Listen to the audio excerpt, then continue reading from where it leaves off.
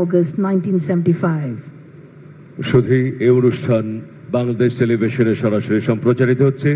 প্রতিবন্ধী জনগোষ্ঠী তথ্য অধিকার রক্ষার্থে অনুষ্ঠানটি সাংকেতিক ভাষায় উপস্থাপন করবেন শিরিন আক্তার রূপা এবং মনোয়ার হোসেন। অনুষ্ঠান সঞ্চালনায় আছি আমি দেওয়ান সাইদুল হাসান, অতিরিক্ত সচিব এবং সাবেক উপপ্রকল্প পরিচালক, পদ্মা সেতু প্রকল্প। And I am Shamim Khan. তুমি অবিচল, দৃঢ় প্রতিজ্ঞ, তুমি ধূমকেতু। বঙ্গবন্ধু দিয়েছেন দেশ, তুমি দিলে মর্যাদা, পদ্মা সেতু। উপস্থিত সুধী, আজকের এই আয়োজনের শুরুতেই পদ্মা সেতু উদ্বোধনের থিম সং এবং মুন্সিগঞ্জ প্রাচীন বিক্রমপুরের ইতিহাস ঐতিহ্যের উপর একটি কোরিওগ্রাফি। আয়োজনে জেলা প্রশাসন মুন্সিগঞ্জ, পরিবেশনায় জেলা শিল্পকলা একাডেমি মুন্সিগঞ্জের নৃত্যশিল্পীবৃন্দ। Ladies and gentlemen, now choreography on the theme song of Podda Bridge and history and heritage of Munshiganj, Old Vikrampur. Organized by District Administration, Munshiganj, and presented by the dance artists of District Shilpokala Academy, Munshiganj.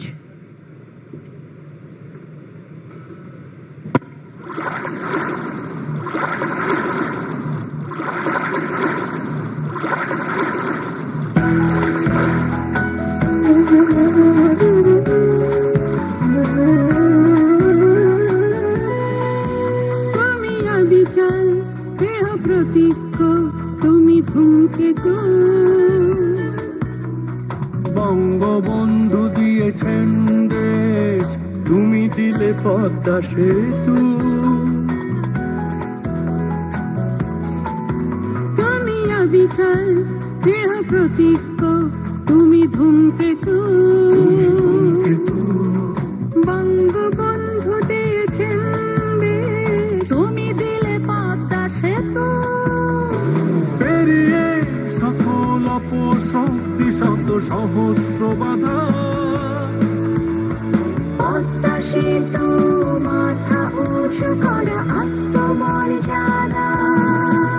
মাথা নোয়াবার নয় বাঙালি যেহেতু, বঙ্গবন্ধু দিয়েছেন দেশ, তুমি দিলে মর্যাদা, পদ্মা সেতু, পদ্মা সেতু।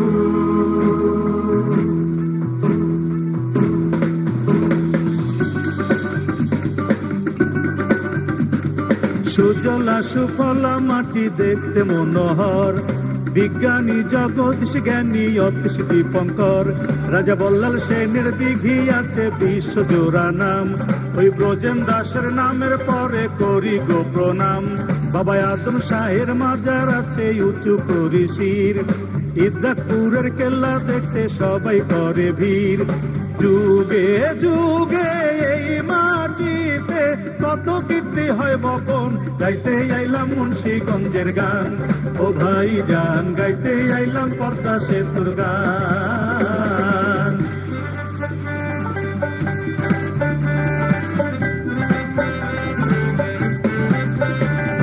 মুন্সিগঞ্জের গোল আলু খাইতে লাগে বেশ, শীতকালীন শাক সবজির তুলনার নাই শেষ। বিল বাওর নদী নালায় মাছের রান্না গোনা, পদ্মা নদীর ইলিশের সাতকার নাই আছে চেনা। সিরাজ দীঘার পাতার কিরা দেশ জোড়া তার খ্যাতি, শ্রীনগরের কামার কুমার আরো জেলে তাঁতি। গজারিয়ার বুট বাদাম টঙ্গি বাড়ির মূলা, ঋষি বাড়ির শীতল পাটি রামপালের ওই কলা। পদ্মা মেঘনা ধলেশ্বরী মিষ্টি জলের আহ্বান, গাইতে আইলাম মুন্সিগঞ্জের গান। ও ভাই জান, গাইতে আইলাম পদ্মা সেতুর গান।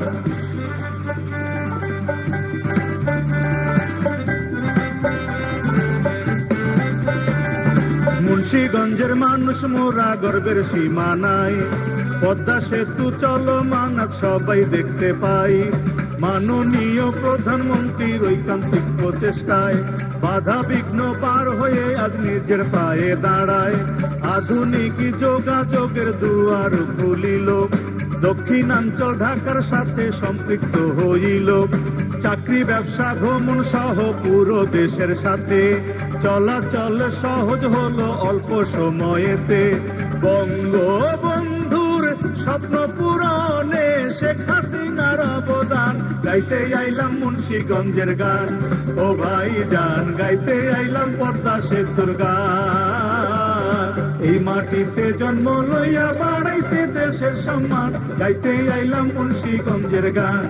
ও ভাই জান গাইতে আইলাম পদ্মা সেতুর গান।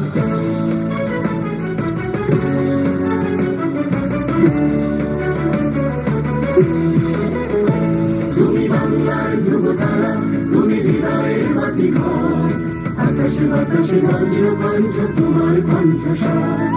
তোমার স্বপ্নে পথ চলে আজ চেতনায় মহিয়ান, মুজিব তোমার অমিত সাহসে জেগে আছে কোটি প্রাণ। তুমি বাংলার ধ্রুবতারা, তুমি হৃদয়ের বাতিঘর, আকাশে বাতাসে বজ্র কণ্ঠ তোমার কণ্ঠস্বর। অদম্য অকুত ভাই জয় বাংলার জয়, গণিত চলে বঙ্গবন্ধু দিয়েছেন দেশ, তুমি দিলে মর্যাদা পদ্মা সেতু, পদ্মা সেতু, পদ্মা সেতু, পদ্মা সেতু।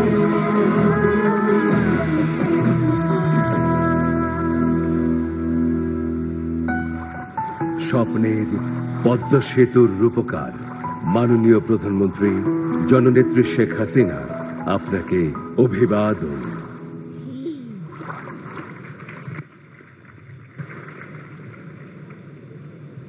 সুধী, এখন স্বাগত বক্তব্য প্রদান করবেন সেতু বিভাগের সম্মানিত সিনিয়র সচিব জনাব মোহাম্মদ মনজুর Hossain. Ladies and gentlemen, may I have the pleasure to call upon respected Senior Secretary, Bridges Division, Mr. Mohammad Manzoor Hussain, to please deliver address of welcome. বিসমিল্লাহির রহমানির রহিম। আজকের অনন্য সাধারণ অনুষ্ঠানের প্রধান অতিথি গণপ্রজাতন্ত্রী বাংলাদেশ সরকারের মাননীয় প্রধানমন্ত্রী শেখ হাসিনা, মাননীয় মন্ত্রীবর্গ, প্রতিমন্ত্রীবৃন্দ, মন্ত্রী পরিষদ সচিব, প্রধানমন্ত্রীর মুখ্য সচিব, সুপ্রিম কোর্ট এবং হাইকোর্টের বিচারকবৃন্দ, বিভিন্ন বাহিনীর প্রধানগণ, সিনিয়র সচিব, সচিবগণ, উপস্থিত দূতাবাসের প্রতিনিধিবৃন্দ, সামরিক ও বেসামরিক কর্মকর্তাবৃন্দ, বীর মুক্তিযোদ্ধাবৃন্দ, রাজনৈতিক নেতৃবৃন্দ, গণমাধ্যমের সদস্য, উপস্থিত সুধীমণ্ডলী, আসসালামু আলাইকুম। আজ এই অনুষ্ঠানে কষ্ট করে উপস্থিত থাকার জন্য সেতু বিভাগের সকলের পক্ষ থেকে আমি আপনাদেরকে আন্তরিক ধন্যবাদ ও কৃতজ্ঞতা প্রকাশ করছি। সর্বকালের সর্বশ্রেষ্ঠ বাঙালি জাতির পিতা বঙ্গবন্ধু শেখ মুজিবুর রহমানের স্বপ্ন পূরণের সিঁড়ি বেয়ে তাঁরই সুযোগ্য জ্যেষ্ঠ কন্যা মাননীয় প্রধানমন্ত্রী শেখ হাসিনার হাত ধরে নিজস্ব অর্থায়নে নির্মিত হয়েছে বাঙালি জাতির আশা, আকাঙ্ক্ষা ও সামর্থ্যের প্রতীক পদ্মা সেতু। আজ এই করে মাননীয় প্রধানমন্ত্রী শেখ হাসিনাকে তার প্রজ্ঞাময়, সাহসী ও দৃঢ়চেতা নেতৃত্ব, মানুষের প্রতি অপার ভালোবাসা, জাতীয় ও আন্তর্জাতিক ষড়যন্ত্রের বিরুদ্ধে একক অবস্থান এবং জাতিকে পদ্মা সেতু উপহার দেওয়ার জন্য আমি সেতু বিভাগের পক্ষ থেকে কৃতজ্ঞ চিত্তে আন্তরিক অভিনন্দন ও ধন্যবাদ জ্ঞাপন করছি। জাতির এই মাহেন্দ্রক্ষণে আমি কৃতজ্ঞ চিত্রে বিনম্র শ্রদ্ধায় স্মরণ করছি সর্বকালের সর্বশ্রেষ্ঠ বাঙালি, বাংলাদেশের স্বাধীনতার মহান স্থপতি, জাতির পিতা বঙ্গবন্ধু শেখ মুজিবুর রহমানকে। একই সাথে আমি গভীর শ্রদ্ধায় স্মরণ করছি বঙ্গমাতা ফজিলাতুন্নেসা মুজিব এবং বঙ্গবন্ধুর পরিবারের সকল সদস্য সহ সকল শহীদকে, যারা 1975 সালের 15ই আগস্ট কাল রাতে ঘাতকের নির্মম বুলেটে শাহাদাত বরণ করেছেন। একই সাথে শ্রদ্ধাবনত চিত্তে স্মরণ করছি কারা অভ্যন্তরে নির্মমভাবে নিহত 4 নেতা সহ মুক্তিযুদ্ধে আত্মোৎসর্গকারী 30 লক্ষ বীর মুক্তিযোদ্ধা এবং সম্ভ্রম হারানো 2 লক্ষ মা বোনকে। বঙ্গবন্ধু স্বপ্ন দেখেছিলেন পুরো দেশের যোগাযোগ ব্যবস্থার ব্যাপক উন্নয়ন করে একটি সুখী সমৃদ্ধ দেশ গড়বেন। 1996 সালে জাতির পিতার সুযোগ্য কন্যা শাসনভার গ্রহণ করে বঙ্গবন্ধুর দেখানো পথে দেশ পরিচালনা শুরু করেন, গ্রহণ করেন ব্যাপক উন্নয়ন পরিকল্পনা। মাননীয় প্রধানমন্ত্রী শেখ হাসিনা জাতির পিতার উদ্যোগে শুরু হওয়া যমুনা নদীর উপর নির্মিত সেতু বঙ্গবন্ধু সেতুর আনুষ্ঠানিক উদ্বোধন করেন 1998 সালের 23 জুন।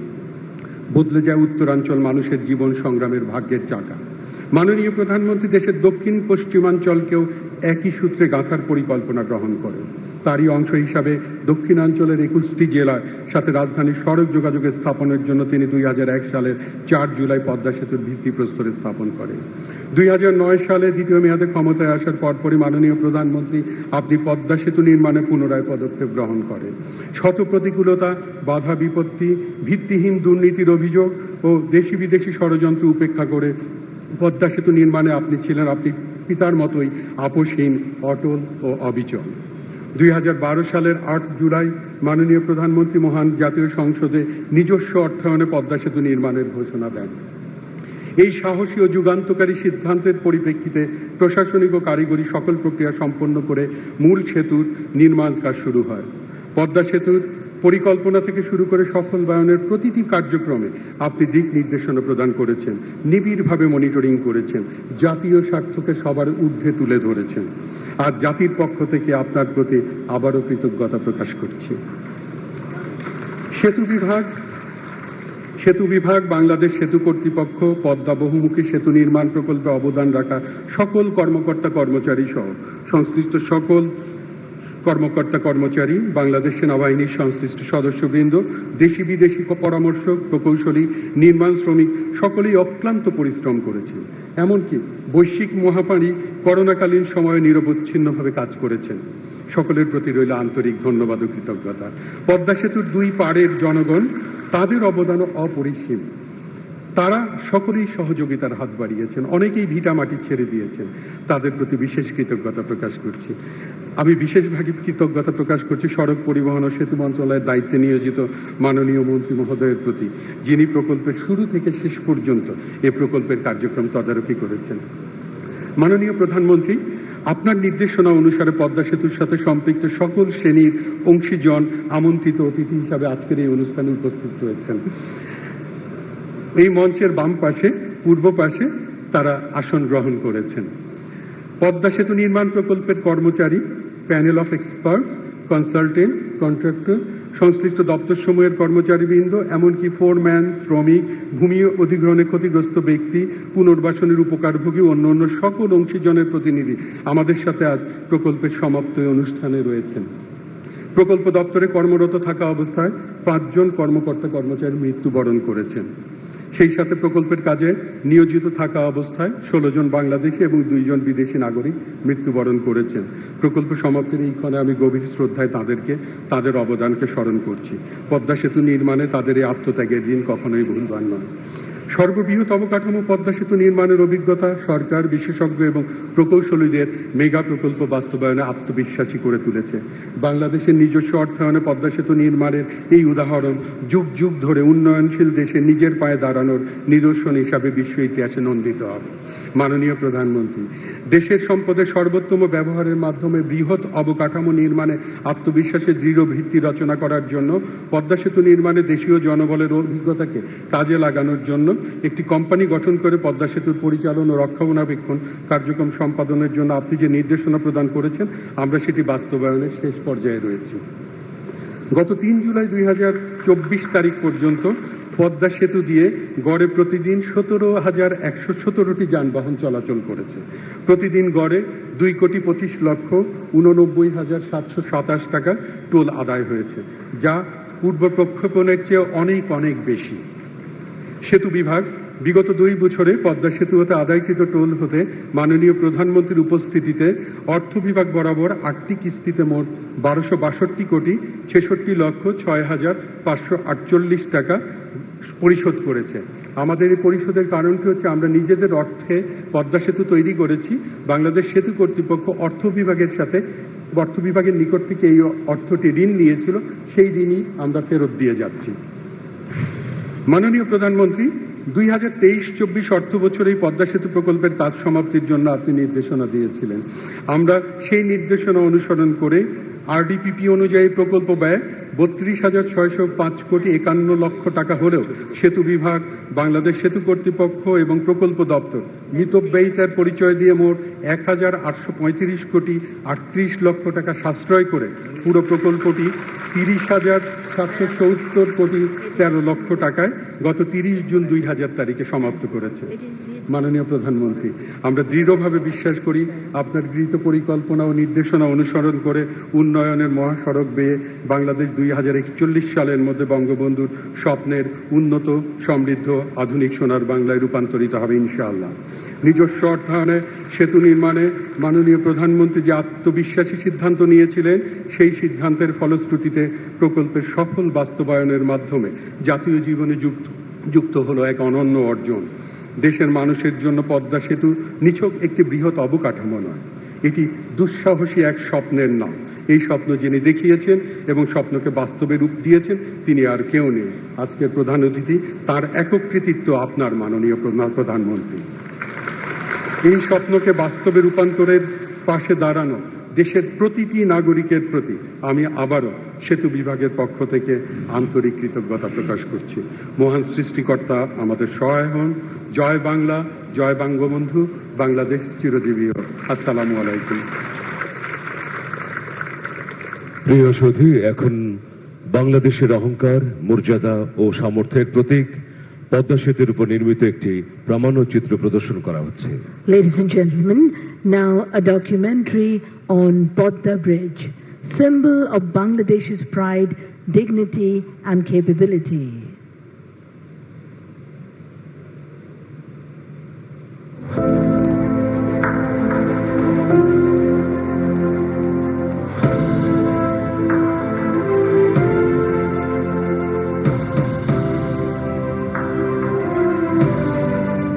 পদ্মা সেতু আমাদের গর্বের সেতু।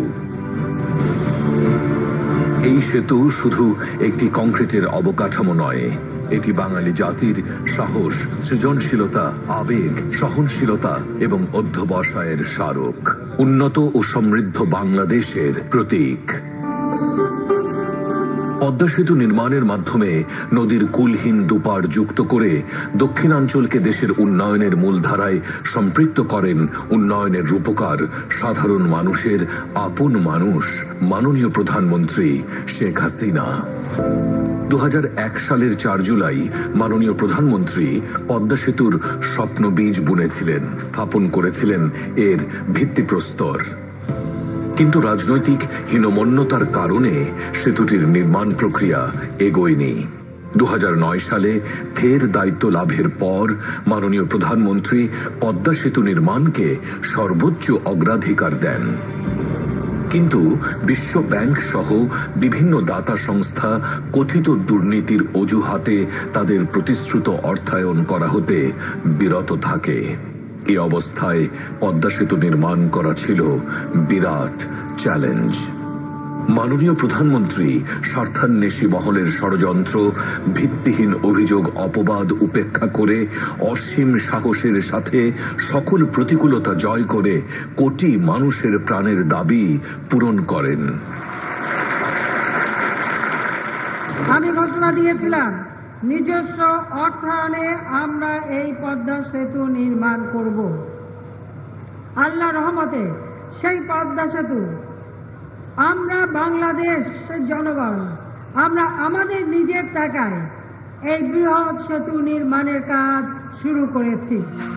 তার একক সিদ্ধান্ত এবং দূরদর্শী নেতৃত্বে সম্ভব হয়েছে নিজেদের টাকায় পদ্মা সেতুর সফল বাস্তবায়ন।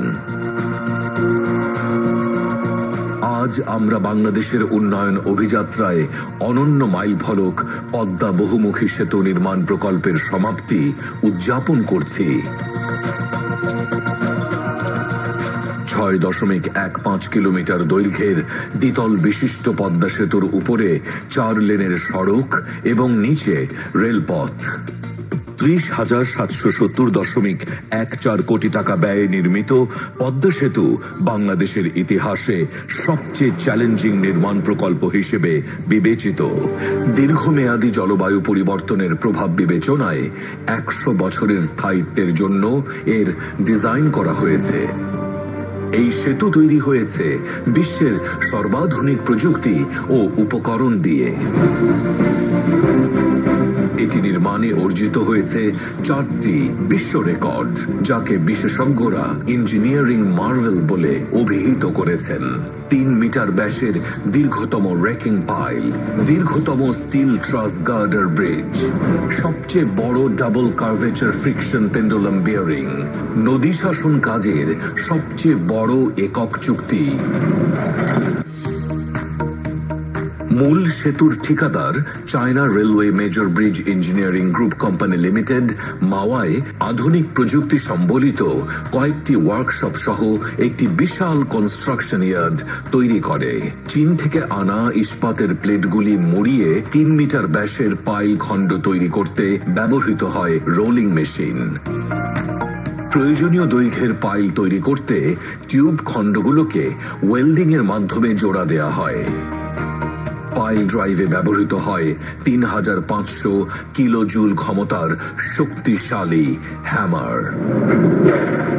3100 মেট্রিক টন ওজনের সুপার স্ট্রাকচারের স্প্যানটি উত্তোলন করা হয় 4000 মেট্রিক টন ধারণ ক্ষমতা সম্পন্ন বিশ্বের বৃহত্তম ভাসমান ক্রেনগুলোর অন্যতম তিয়ানহো দিয়ে। একের পর এক স্প্যান বসানোর মাধ্যমে ক্রমান্বয়ে এগিয়ে চলে এক পিলারের সাথে অপর পিলারের সংযোগ। এই ডাবল ডেক সেতুর উপরের ডেকে রোডওয়ে এবং নিচের ডেকে রেলওয়ে স্ল্যাব স্থাপন করা হয়। চীনের সিনো হাইড্রো কর্পোরেশন লিমিটেড পদ্মার উভয় তীরে নদী শাসনের কাজ সম্পন্ন করে। -28 PWD মিটার পর্যন্ত 3টি স্তরে ড্রেজিং করে নদীর তলদেশ প্রস্তুত করার পর ডাম্পিং করা হয় বালি ভর্তি জিও ব্যাগ, পাথর এবং সিসি ব্লক। নির্মাণ করা হয়েছে মোট 17.567 কিলোমিটার দৈর্ঘ্যের সুরক্ষামূলক বাঁধ।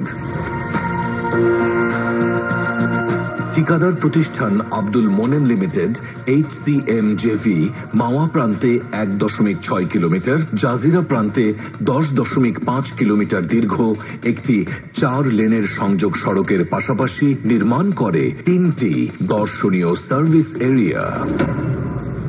এই সেতুর জন্য অধিগ্রহণ করা হয় মোট 2527.65 হেক্টর জমি।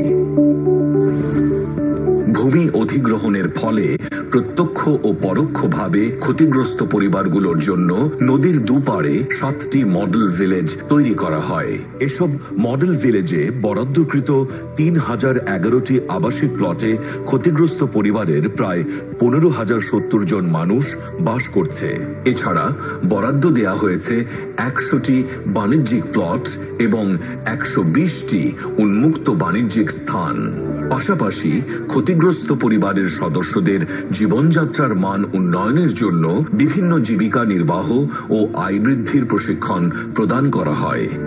4টি প্রাথমিক বিদ্যালয়ের মাধ্যমে প্রদান করা হচ্ছে মানসম্মত প্রাথমিক শিক্ষা এবং 5টি স্বাস্থ্য কেন্দ্রে পাওয়া যাচ্ছে স্বাস্থ্য সেবা। পুনর্বাসন সাইটের স্কুল ও স্বাস্থ্য কেন্দ্রগুলোর সরকারিকরণ প্রক্রিয়াধীন। পরিবেশ ব্যবস্থাপনা কার্যক্রমের অংশ হিসেবে প্রকল্পের সংযোগ সড়ক, সার্ভিস এরিয়া এবং পুনর্বাসন সাইটে বন বিভাগের মাধ্যমে 90 প্রজাতির 1,90,000-এরও বেশি চারা রোপণ করা হয়েছে। জীববৈচিত্র্য সংরক্ষণের জন্য সরকার প্রকল্প এলাকাকে পদ্মা সেতু বন্যপ্রাণী অভয়ারণ্য হিসেবে ঘোষণা করেছে। এছাড়া প্রতিষ্ঠা করা হয়েছে পদ্মা সেতু জাদুঘর। এই প্রকল্পে কাজ করেছেন স্থানীয় ও আন্তর্জাতিক বিশেষজ্ঞদের সমন্বয়ে প্যানেল অব এক্সপার্ট। এছাড়াও প্রকল্পের অগ্রগতি পর্যালোচনা এবং প্রয়োজনীয় দিক নির্দেশনার জন্য প্রকল্প পরিচালনা কমিটির অধীন নিয়মিত সভা অনুষ্ঠিত হয়। প্রমত্তা পদ্মার বুকে নান্দনিক এই স্থাপনার নির্মাণ কাজ শেষ হওয়ার পর উদ্বোধনকে সামনে রেখে নেওয়া হয় ব্যাপক প্রস্তুতি। 25 জুন 2022 ইতিহাসের একটি যুগান্তকারী মুহূর্ত, সমগ্র জাতির দীর্ঘদিনের প্রতীক্ষার অবসান। এদিন পদ্মা সেতু উদ্বোধনের মধ্য দিয়ে মাননীয় প্রধানমন্ত্রী শেখ হাসিনা সড়ক যোগাযোগ ও পরিবহন নেটওয়ার্কে আধুনিকায়নের দ্বার উন্মোচন করলেন।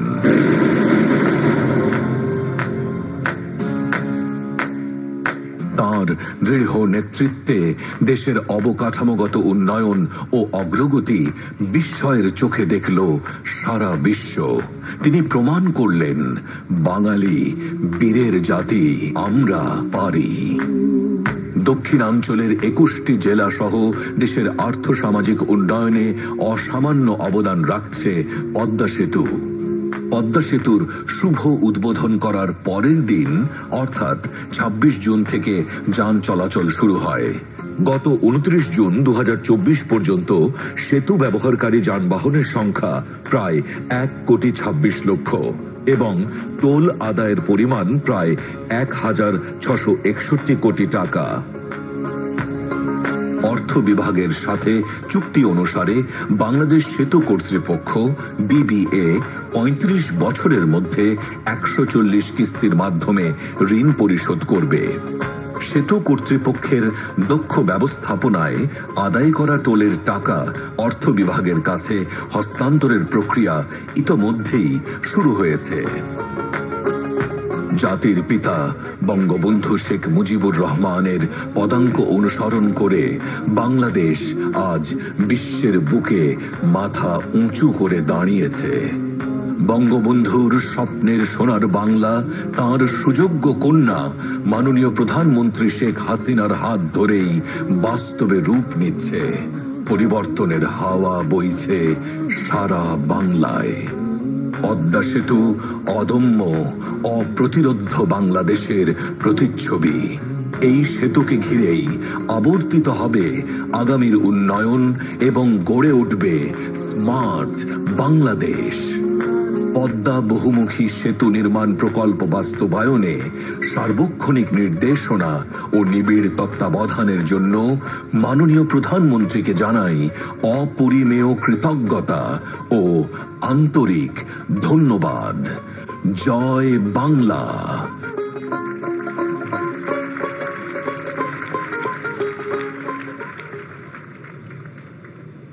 সুধী মণ্ডলী, এবারে পদ্মা সেতু প্রকল্পের সম্মানিত প্রকল্প পরিচালক জনাব মোহাম্মদ শফিকুল ইসলামকে প্রকল্পের সমাপনী উপলক্ষে তাঁর উপস্থাপনার জন্য অনুরোধ জানাচ্ছি। Ladies and gentlemen, now presentation on the occasion of completion of the project. May I have the pleasure to call upon Project Director Mr. Muhammad Shafiqul Islam. বিসমিল্লাহির রহমানির রহিম। আষাঢ়ের এই বৃষ্টি স্নাত বিকেলে শুভক্ষণে আমাদের গর্বের পদ্মা সেতুর প্রাঙ্গণে উপস্থিত বঙ্গবন্ধু কন্যা দেশরত্ন মাননীয় প্রধানমন্ত্রী শেখ হাসিনা, মাননীয় বিচারপতিগণ, মাননীয় মন্ত্রী মহোদয়গণ, মাননীয় সংসদ সদস্যবৃন্দ, সচিব মহোদয়গণ, রাজনৈতিক নেতৃবৃন্দ, ডিপ্লোম্যাটগণ, সেতু বিভাগ এবং সরকারের বিভিন্ন স্তরের কর্মকর্তা কর্মচারীগণ, উপস্থিত শ্রোতৃবৃন্দ, আসসালামু আলাইকুম। স্বাধীন বাংলাদেশের স্থপতি মহান জাতির জনক বঙ্গবন্ধু শেখ মুজিবুর রহমান, বঙ্গবন্ধু পরিবারের সকল নিহত সদস্যগণ, স্বাধীনতা যুদ্ধে জীবন উৎসর্গকারী সকল শহীদদের এবং ভাষা শহীদদের আত্মার মাগফিরাত কামনা করছি। আমি শ্রদ্ধামত চিত্তে স্মরণ করছি আমাদের প্যানেল অফ এক্সপার্টসের প্রয়াত 3 জন সদস্য, অধ্যাপক ডক্টর জামিল রাজা চৌধুরী, অধ্যাপক ডক্টর AMM শফিউল্লাহ এবং অধ্যাপক আলমগীর মজিউল হক এবং প্রকল্পের উপ প্রকল্প পরিচালক মোহাম্মদ কামরুজ্জামানকে। সেতুর কাজ চলাকালীন 2 জন বিদেশি প্রকৌশলী সহ মোট 18 জন কর্মী দুর্ঘটনার শিকার হয়ে মৃত্যুবরণ করেছেন। আমি তাদের সকলের আত্মার মাগফিরাত কামনা করছি। মাননীয় প্রধানমন্ত্রী, কোনো বৈদেশিক সাহায্য ছাড়াই বাংলাদেশের নিজস্ব অর্থায়নে আপনার বলিষ্ঠ সিদ্ধান্তের পরিপ্রেক্ষিতে বাস্তবায়িত হয়েছে বাংলাদেশের সর্ববৃহৎ সড়ক ও রেল সেতু, এই স্বপ্নের পদ্মা সেতু। পদ্মা নদী পৃথিবীর দ্বিতীয় বৃহত্তম নদী। আমাজনের পরে এই পদ্মা নদীর অবস্থান। বর্ষার উজান থেকে আসা ঢলের স্রোতের গতিবেগ থাকে প্রায় 4.5 মিটার পার সেকেন্ড এবং নদীতে সর্বোচ্চ স্কাওয়ার ডেপথ হয় প্রায় 60 মিটার। পদ্মা নদীতে বছরে প্রায় 100 কোটি টন পলি পরিবাহিত হয়। নদীর উভয় পারে তীরে দেখা যায় প্রায় নদী ভাঙ্গনের তাণ্ডব। এরূপ জটিল প্রেক্ষাপটে নদীর বুকে সেতু নির্মাণ কাজটি ছিল এক বিশাল চ্যালেঞ্জিং। তাছাড়া কোভিড-19 সময় কাজ চলমান রাখা, মাওয়া কনস্ট্রাকশন ইয়ার্ডের ভাঙ্গনের ফলে অনেকগুলো রেল স্ট্রিঞ্জার ও রেলওয়ে ট্র্যাক পানিতে তলিয়ে যাওয়ার ফলে সৃষ্ট চ্যালেঞ্জ ও সকল বাধা বিপত্তি অতিক্রম করে অবশেষে আমরা পদ্মা সেতু নির্মাণ করতে সক্ষম হয়েছি। আমরা শুধু চ্যালেঞ্জ নিরসনই করিনি, পদ্মা সেতু নির্মাণে আমরা 4টি বিশ্ব রেকর্ড অর্জন করতে পেরেছি, যা সত্যিই অত্যন্ত গর্বের। মাননীয় প্রধানমন্ত্রী, প্রকল্পে 6টি মহাদেশের 24টি দেশের 1500 জন বিদেশি প্রকৌশলী ও বিশেষজ্ঞ এবং প্রায় 15,000 দেশি বিদেশি প্রকৌশলী ও কর্মী দিনরাত কাজ করেছেন। সেতুর অ্যাপ্রোচ রোড এর কনসালটেন্ট হিসাবে এবং সেতুর সার্বিক নিরাপত্তার দায়িত্ব ছিল বাংলাদেশ সেনাবাহিনী। সেনাবাহিনীর এই অতুলনীয় সহযোগিতার জন্য আমি কৃতজ্ঞতা প্রকাশ করছি। আপনাদের অবগতির জন্য জানাচ্ছি যে হোলি আর্টিজান হামলা, কোভিড-19 মহামারী, ঈদ, পূজা পার্বণ, ঝড় ঝঞ্ঝা কোনো কারণেই পদ্মা সেতুর নির্মাণ কাজ এক মুহূর্তের জন্য বন্ধ থাকেনি। মাননীয় প্রধানমন্ত্রী, পদ্মা সেতু প্রকল্পে অধিকৃত মোট জমির পরিমাণ 2527 হেক্টর। ভূমি অধিগ্রহণের ফলে প্রত্যক্ষ পরোক্ষভাবে ক্ষতিগ্রস্ত পরিবার পুনর্বাসনের জন্য নদীর দুই পারে 7টি মডেল টাউন প্রতিষ্ঠা করা হয়েছে। এসব মডেল টাউনে বরাদ্দকৃত 3011টি প্লটে ক্ষতিগ্রস্ত পরিবারগুলো বসবাস করছে। এদের মধ্যে 811 ক্ষতিগ্রস্ত ভূমিহীন পরিবারকে বিনামূল্যে পথ প্রদান করা হয়েছে। এছাড়া ক্ষতিগ্রস্ত ব্যক্তিদের মাঝে 100টি বাণিজ্য প্লট ও 120টি উন্মুক্ত বাণিজ্য প্লট বরাদ্দ করা হয়েছে। পুনর্বাসন সাইটগুলোতে 4টি প্রাথমিক বিদ্যালয় এবং 5টি স্বাস্থ্যকেন্দ্র। বিদ্যালয়গুলোতে বর্তমানে 1200 ছাত্রছাত্রী অধ্যয়ন করছে। 5টি স্বাস্থ্যকেন্দ্রে বিনামূল্যে ঔষধ সহ এ পর্যন্ত 2,72,000 রোগীকে চিকিৎসা প্রদান করা হয়েছে। এছাড়া যুব উন্নয়ন অধিদপ্তরের মাধ্যমে 13টি গ্রেডে 4,711 জনকে দক্ষতামূলক প্রশিক্ষণ দেওয়া হয়েছে এবং বিআরটিসির মাধ্যমে 454 জনকে ড্রাইভিং প্রশিক্ষণ দেওয়া হয়েছে। বাংলাদেশ সেনাবাহিনীর মাধ্যমে ক্ষতিগ্রস্ত পরিবারগুলোর স্বেচ্ছায় পুনর্বাসিত গ্রামসমূহে 13টি নতুন মসজিদ, 3টি কবরস্থান, 13 কিলোমিটার রাস্তা নির্মাণ করা হয়েছে। প্রকল্প এলাকায় আর্সেনিক মুক্ত পানি সরবরাহের লক্ষ্যে 48টি হস্তচালিত টিউবওয়েল স্থাপন করা হয়েছে। আমরা ক্ষতিগ্রস্ত পরিবারদের প্রতি জানাই সালাম ও আন্তরিক কৃতজ্ঞতা। আমি আরও কৃতজ্ঞতা জানাই প্রকল্পের 3টি প্রধান অঙ্গের ঠিকাদার আব্দুল মোনেম লিমিটেড এবং HCMJB, China Railway major engineering group MBEC এবং সিনো হাইড্রো কর্পোরেশন লিমিটেডকে, যারা করেছেন সংযোগ সড়ক, সার্ভিস এরিয়া এবং মূল সেতু নদী শাসনের কাজ। আমি কৃতজ্ঞতা জানাই কনসালটেন্ট ফার্মগুলোকে, KEC, AC, ড্যাবকন, BCL অ্যান্ড রেন্ডেল লিমিটেডকে। মাননীয় প্রধানমন্ত্রী, সেতুর বাস্তবায়নকালে আপনার নিকট থেকে পেয়েছি অমূল্য দিক নির্দেশনা। আপনার প্রতি জানাই অসীম শ্রদ্ধা ও কৃতজ্ঞতা। সড়ক পরিবহন সেতু মন্ত্রণালয়ের মাননীয় মন্ত্রী, সচিব মহোদয়গণ সহ অন্যান্য কর্মকর্তাদের সহযোগিতা ও অগ্রণী ভূমিকার ফলে এই প্রকল্প পূর্ণতা লাভ করেছে। দেশ বিদেশের panel of experts, BUET, consultants, প্রকৌশলী ও কর্মীবৃন্দ, NGO সমূহের কর্মীগণ, যাদের শ্রম ও ত্যাগের ফলশ্রুতিতে এই সেতু নির্মাণ করা সম্ভব হয়েছে, তাদের সকলের প্রতি আমি ধন্যবাদ ও আন্তরিক কৃতজ্ঞতা প্রকাশ করছি। এই অনুষ্ঠানে উপস্থিত সকল অতিথির প্রতি গভীর কৃতজ্ঞতা ও ধন্যবাদ জানাই। আপনারা মাননীয় প্রধানমন্ত্রীর উপস্থিতিতে পদ্মা সেতু প্রকল্পের সফল সমাপ্তি উদযাপন অনুষ্ঠানে অংশগ্রহণ করে আমাদের অনুপ্রাণিত করেছেন। পরিশেষে সেতু প্রকল্পের সফল সমাপ্তি কাজে শুরু থেকে শেষ পর্যন্ত কাজটি সুসম্পন্ন এবং করার তৌফিক প্রদান করায় আমি মহান আল্লাহ তাআলার দরবারে শুকরানা আদায় করছি। কৃতজ্ঞতা প্রকাশ করছি মাননীয় প্রধানমন্ত্রী, সচিব মহোদয়গণ এবং দীর্ঘ 14 বছর ধরে যারা আমার উপর আস্থা রেখেছেন। আমি এবং আমার সহকর্মীবৃন্দ নিরলসভাবে চেষ্টা করেছি একটি world class structure with highest quality জাতিকে উপহার দেওয়ার জন্য, যা শতবর্ষ স্থায়ী হয়।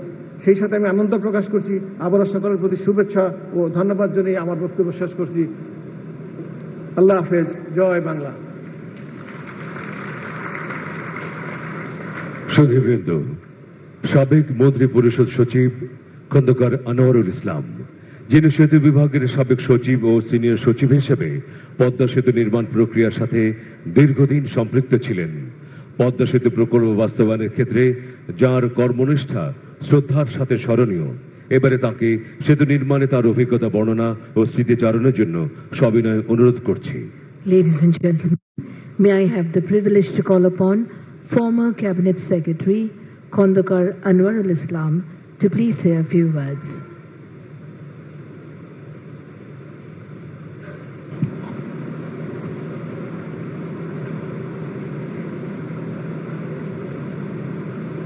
বিসমিল্লাহির রহমানির রহিম।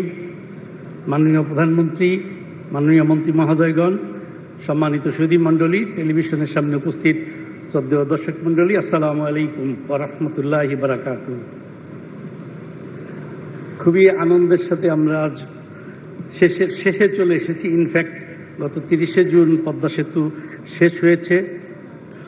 আমরা এখানে বসে খুবই গর্ব বা কৃতিত্ব নিচ্ছি, কিন্তু ওই সাইডেও অনেকে আছেন যারা আমাদের সাথে ইকুয়ালি পার্টিসিপেন্ট ছিলেন। বিশেষ করে আমাদের প্যানেল অফ এক্সপার্ট এবং আমার সাথে যারা পদ্মা প্রজেক্টে যারা কাজ করছেন তারা তো ছিলেনই। আমার সামনে আছেন মাননীয় চিফ হুইপ, একটু দাঁড়াবেন আপনি কাইন্ডলি। আমাদের এমপি সাহেব বাউদ্দিন নাসিম, আমাদের মাননীয় এমপি মিসেস এমিলি, আমাদের শরীয়তপুরের এমপি ছিলেন মোজাম্মেল সাহেব, আর বাকিরা তো এখানে উপস্থিত নাই। মাননীয় প্রধানমন্ত্রী, আপনার পক্ষ থেকে, আপনার দলের পক্ষ থেকে ওনারা যে নিঃস্বার্থ এবং আনকন্ডিশনাল যে সাপোর্ট আমাকে দিয়েছেন, এটা উচ্চারণ না করলে আসলে কৃতজ্ঞতা প্রকাশ করা হয় না।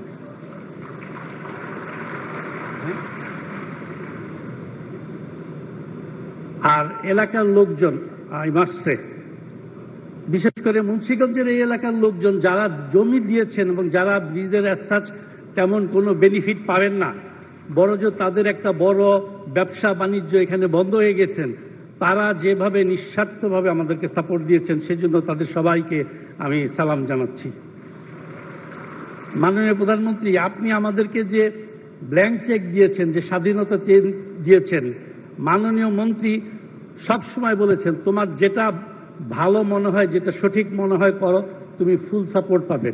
ভার্চুয়ালি আমি সেতু বিভাগের সচিব, ঠিক না, আমি সেতু বিভাগের মন্ত্রী এবং অনেক ক্ষেত্রে মাননীয় প্রধানমন্ত্রীর ক্ষমতা এক্সারসাইজ করেছি তখন, এবং ওনারা আমাকে ব্লাইন্ডলি সাপোর্ট করেছেন।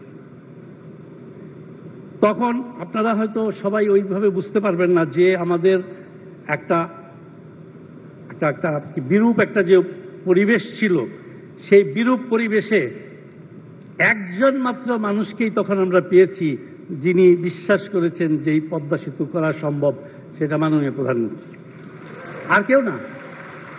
কাউকে বুঝাতেই পারিনি, যেভাবে সমালোচনা হয়েছে কেউ কিছুই বুঝতে চেষ্টা করেননি।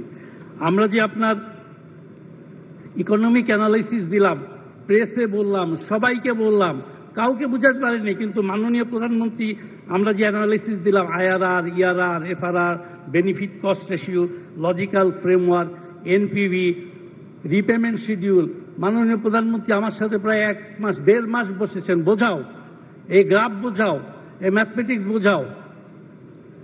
1-1.5 মাস পরে উনি বোঝার পরে উনি সবাইকে ডাকলেন, ডেকে বললেন তোমরা তো আমাকে অন্ধকারে রেখেছিল, তো আমাকে ম্যাথমেটিশিয়ান বানিয়ে দিয়েছে, এখন আমি বুঝি। এবং আমরা ক্যালকুলেশনে দেখালাম যদি ওয়ার্ল্ড ব্যাংকের ফান্ডিংয়ে আমরা প্রজেক্টটা ইমপ্লিমেন্ট করি 1.5 হবে প্রফিট, যদি মালয়েশিয়ার সাথে করি তাহলে 2.45, আর যদি আমরা নিজের পয়সায় করি তাহলে আমাদের প্রফিট হবে 4.5। এবং মাননীয় প্রধানমন্ত্রী বলে দিয়েছেন কে কি বললো না বললো immaterial, I give you the clearance, তোমরা তোমাদের মতন কাজ করো। এবং আমরা যে রিপেমেন্ট শিডিউল দেখিয়েছিলাম, এখন গত 2 বছরে আমরা যে টাকা পে করেছি, আমাদের যেই ছিল যে আমরা 25 বছরে কাট করে জিরো হয়, 25 বছরে গিয়ে এই টাকাটা শোধ হবে, কিন্তু এখন দেখা যাচ্ছে 18 থেকে 20 বছরে এই টাকা উঠে আসবে। This is the unique. এবং আমি বিশেষ আবার আপনাকে মাননীয় প্রধানমন্ত্রী স্যালুট করি যে আমি তো সারা জীবন ভরে ডেভেলপমেন্ট এইগুলো করে সব ম্যাথমেটিক্স, গ্রাফ এগুলি করে অভ্যস্ত, বুঝেছি, কিন্তু আপনি যে কষ্ট করে 1.5 মাস যে কষ্ট করে এগুলি বুঝে আমাদেরকে ডিরেক্টিভ দিয়েছেন এবং আমাদের উপর যে আস্থা আপনি রেখেছেন, এটা অতুলনীয়। এবং আমরা আপনাদেরকে এনশিওর করতে পারি, একদম গর্ব করে বলতে পারি, পৃথিবীর হাইয়েস্ট লেভেলের মনিটরিং এবং সুপারভিশন করা হয়েছে।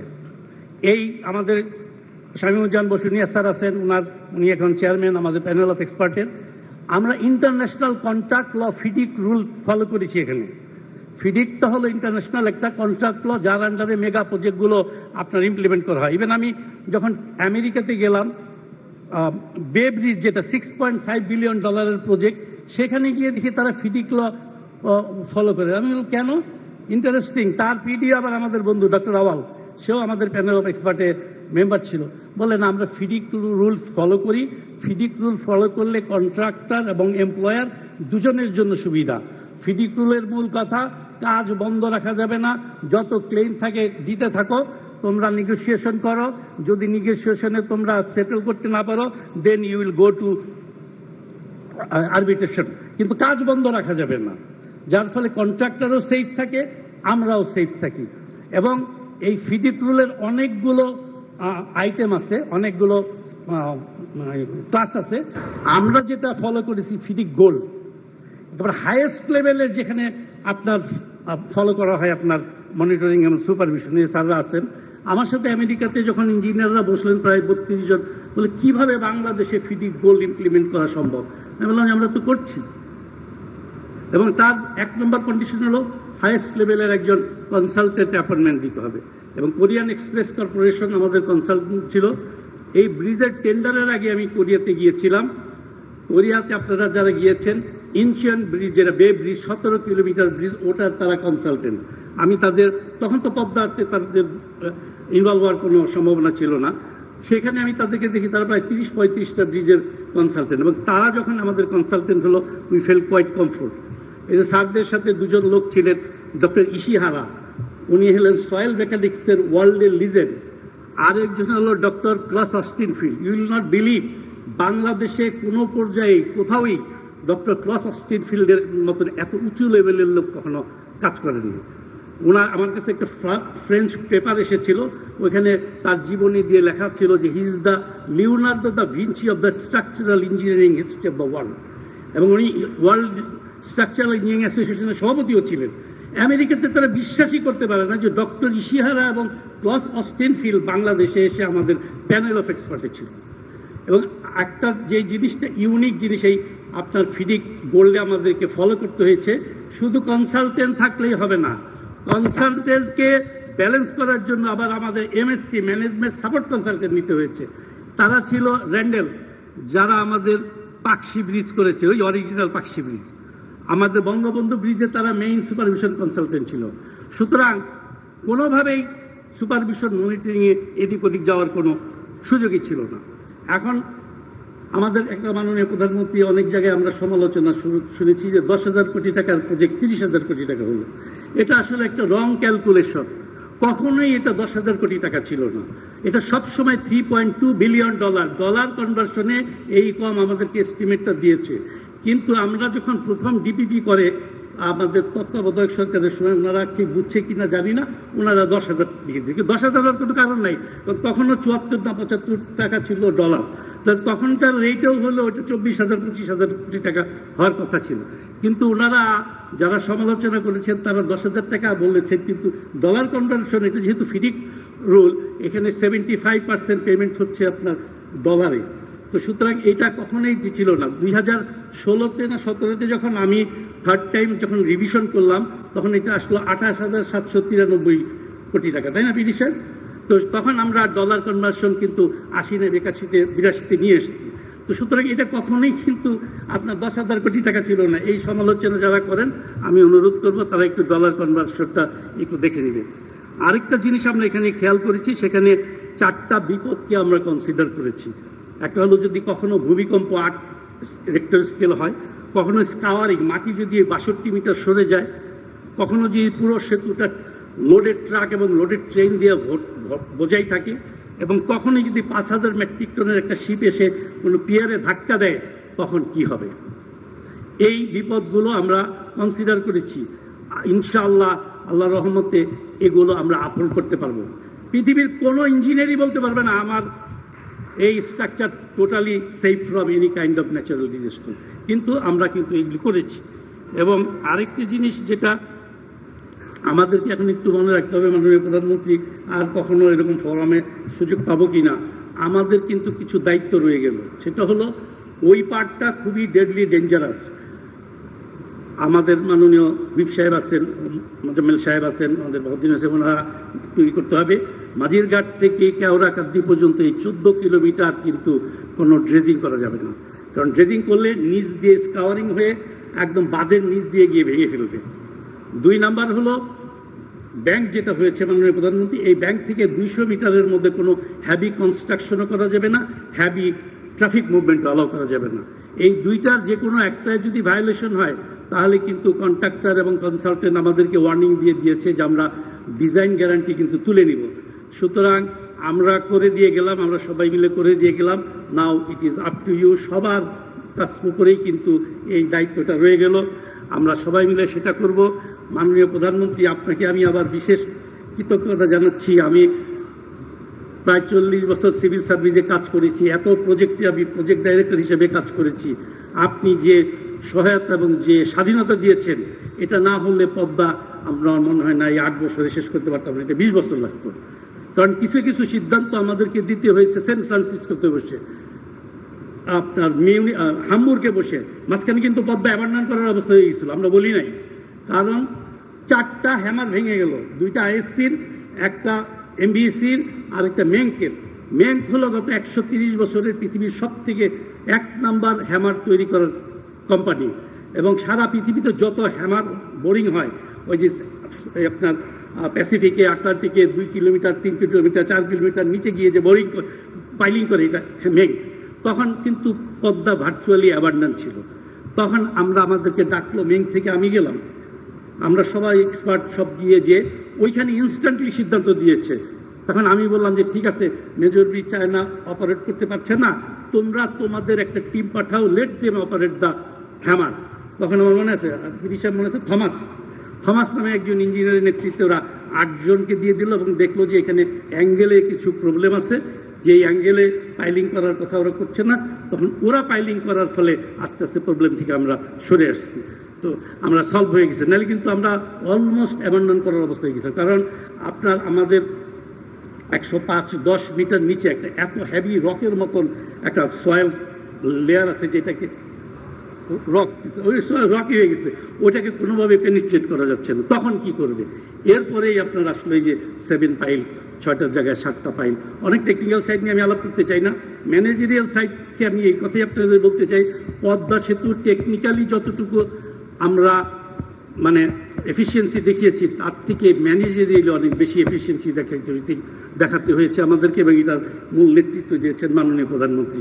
রাত্রে 1:30টায় ফোন দিয়েছি বা একটা মেসেজ দিয়েছি, দেখি উনি 2টার সময় রিং ব্যাক করছেন। মাননীয় মন্ত্রীকে যখন খুশি ফোন দিতে বলে আমাকে জিজ্ঞেস করার দরকার, তুমি করে আমাকে জানাবে। তো সুতরাং এই যে মাননীয় প্রধানমন্ত্রী গত বৃহস্পতিবার যখন আমাদের project manager consultant team Roberts আপনার সাথে কথা বললো, সে নিউজিল্যান্ডের, সে পদ্মা ওই সেতু যেটা হলো আপনার পাকশিতে, ওই সেতুতেও সে কনসালটেন্ট ছিল, সে পৃথিবীর অনেক দেশে কাজ করে আসছে। বলে আমি পৃথিবীর কোথাও সরকার এবং রাষ্ট্রের প্রধানমন্ত্রীর থেকে শুরু করে ওনারা যে এইভাবে কোঅপারেশন দিতে পারে, এত কনসার্ন থাকে, এটা আমাদের ধারণাই ছিল না। এবং যে জিনিসটা আমরা আপনাদেরকে করি, এবং সে যেটা বলেছে, সে খুবই তার চরিত্র, সে কিন্তু একেবারে খুবই সিরাতুল মুস্তাকিম, সাংঘাতিক শক্ত। যে মাননীয় ক্যাবিনেট সেক্রেটারি, মিনিমামের মিনিমাম যদি ইমোরালিটি থাকতো তাহলে আমরা চলে যেতাম। উই আর ভেরি হ্যাপি যে বাংলাদেশে যেই পদ্ধতিতে এবং যেই সিস্টেম এবং যেই ফেয়ারনেস নিয়ে যে কুইক সিদ্ধান্ত, ম্যানেজারিয়াল এফিসিয়েন্সি দিয়ে এই পদ্মা সেতু করা হলো, এটা মাননীয় প্রধানমন্ত্রীকে তারা সাজেশন দিয়েছে এটা অন্যান্য ডিপার্টমেন্টগুলোতে ডিসেমিনেট করার। আমি বিশেষ করে আমাদের অফিসাররা যারা আছেন তাদেরকে অনুরোধ জানাবো যে আমরা মেগা প্রজেক্টগুলোতে যেন আমরা সুপারভিশন কনসালটেন্টের পাশাপাশি একটা ম্যানেজমেন্ট কনসালটেন্ট নিই, যে পিডিকে সাহায্য করবে, যার সাথে কন্ট্রাক্টরের কোনো আপনার যোগাযোগ থাকবে না, তাহলে কিন্তু একটা ব্যালেন্স হবে। আমাদের সবারই কৃতিত্ব ছিল, সবার জন্য অনেক লম্বা সময় নিয়ে নিলাম। মাননীয় প্রধানমন্ত্রী বক্তৃতা দিবেন। আমি অত্যন্ত কৃতজ্ঞতা জানাচ্ছি মাননীয় প্রধানমন্ত্রী আপনার কাছে, যে আমি রিটায়ার করেছি, কিন্তু তারপরেও আপনি ওই দিন আমাকে ডেকে নিয়ে গেছেন, আজকেও ডেকে নিয়ে এসছেন। আমি এবং আমার পরিবারের পক্ষ থেকে সবাই আপনার প্রতি বিশেষ কৃতজ্ঞ। মাননীয় মন্ত্রী, আপনার কাছে কৃতজ্ঞ, এখনও আপনি ফোন দিয়ে জানান, আর আমার কলিগরা তো সব যোগাযোগ করে। তবে যাওয়ার আগে একটু ভাঙনের সুর মনের মধ্যে একটু কষ্ট লাগে আর কি। ওই দূর বনে ছন্দা নামিছে, ঘন আবিগের রাগে, এরকম আমাদের পদ্মা ফ্যামিলিটা ভেঙে যাচ্ছে। যদিও আমি রিটায়ার করেছিলাম, কিন্তু প্রায় আসতে হতো বিভিন্ন ক্লেম বা অন্য। এটাও একটা বড় জিনিস মাননীয় প্রধানমন্ত্রী, এত বড় একটা প্রজেক্ট, এত ডাইমেনশন, এত দ্বিমত হলো, কিন্তু একটা ক্লেমও আনসেটেল নেই। সব ক্লেম আমরা এখানে সলভ করেছি, আমাদের সিঙ্গাপুর বা কোথাও যেতে হবে না। আল্লাহ তাআলা আমাদের সবার সহায়ক। আপনি যে প্রচেষ্টা নিয়েছেন, আমরা যে প্রচেষ্টা নিয়েছি, সেটা আল্লাহ তাআলা কবুল করুক। রব্বানা তাকাব্বাল মিন্না ইন্নাকা আনতাস সামিউল আলিম। সবাইকে ধন্যবাদ। আল্লাহ হাফেজ। জয় বাংলা।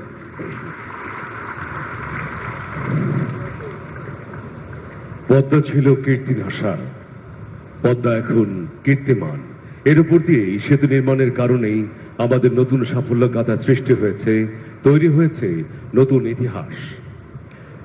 সমবেত সুধী, সড়ক পরিবহন ও সেতু মন্ত্রণালয়ের মাননীয় মন্ত্রী জনাব ওবেদুল কাদের এমপি মহোদয়ের সময়োপযোগী পরামর্শ ও সমর্থন পদ্মা সেতু প্রকল্পের কাজ সুষ্ঠুভাবে সম্পাদনে সাহায্য করেছে। এখন আজকের অনুষ্ঠানের সভাপতি সড়ক পরিবহন ও সেতু মন্ত্রণালয়ের মাননীয় মন্ত্রী মহোদয়কে বক্তব্য প্রদানের জন্য বিনীত অনুরোধ করছি। Ladies and gentlemen, may I have the privilege to call upon the chair of the ceremony, Honorable Minister, Ministry of Road Transport and Bridges, Mr. Obaidul Qadir MP, to please deliver his speech.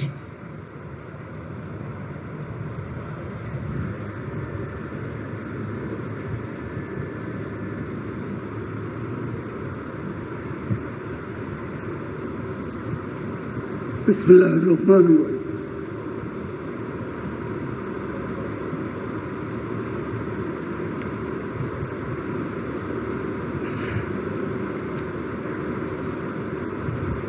বাঙালি জাতির ইতিহাসে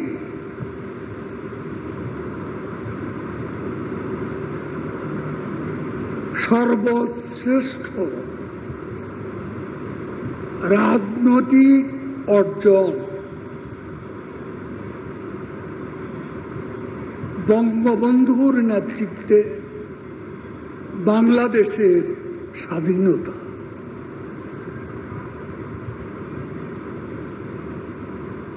বাঙালি জাতির ইতিহাসের আরেকটি অর্জন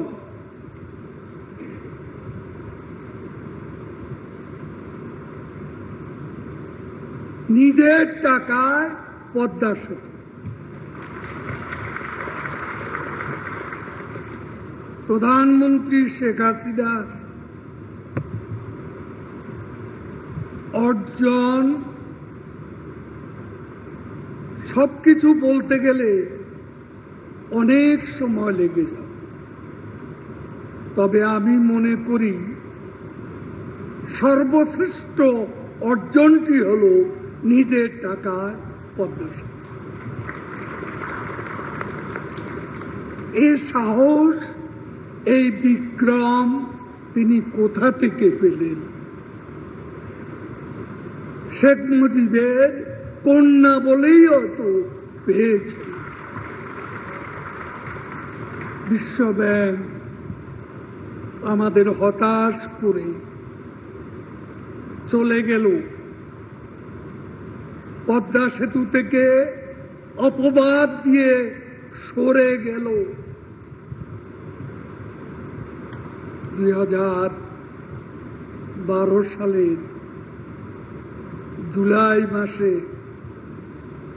বাংলাদেশের জাতীয় সংসদে দাঁড়িয়ে বঙ্গবন্ধু শেখ মুজিবের কন্যা দেশরত্ন শেখ হাসিনা ঘোষণা দিলেন, আমি আমাদের টাকা পদ্মা সেতু করব। আমার আজও মনে পড়ে আমাদের আশেপাশে প্রথম সারি, দ্বিতীয় সারি অনেকেই বসা ছিলেন। নেত্রী যখন ঘোষণা দিলেন, এটা নিয়ে শোরগোল, পাগল নাকি? বিশ্বব্যাংক যদি পদ্মা সেতু না করে আমাদের কি এমন টাকা আছে যা আমরা করতে পারবো? দেখছি আপনার কলিগরা হিসেবে সমালোচনা মুখ হচ্ছে। আমি পাশে ছিলাম, আমাকে উদ্দেশ্য করে কত কথাই না কতজনে বলেছে। আজ আমরা পদ্মা সেতুর সমাপনী অনুষ্ঠান করছি। আজকে বারবার মনে পড়ে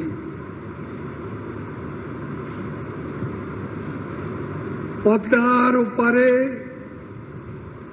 মুমূর্ষু মাকে নিয়ে যে ছেলেটি ঘন্টার পর ঘন্টা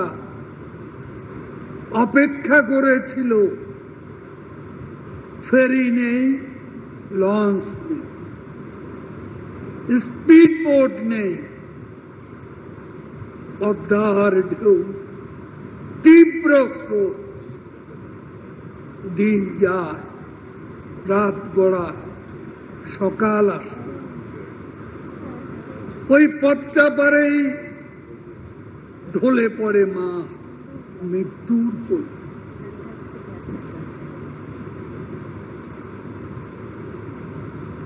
সেই মাতৃহারা সন্তান জানে পদ্মা সেতু কি এবং কেন।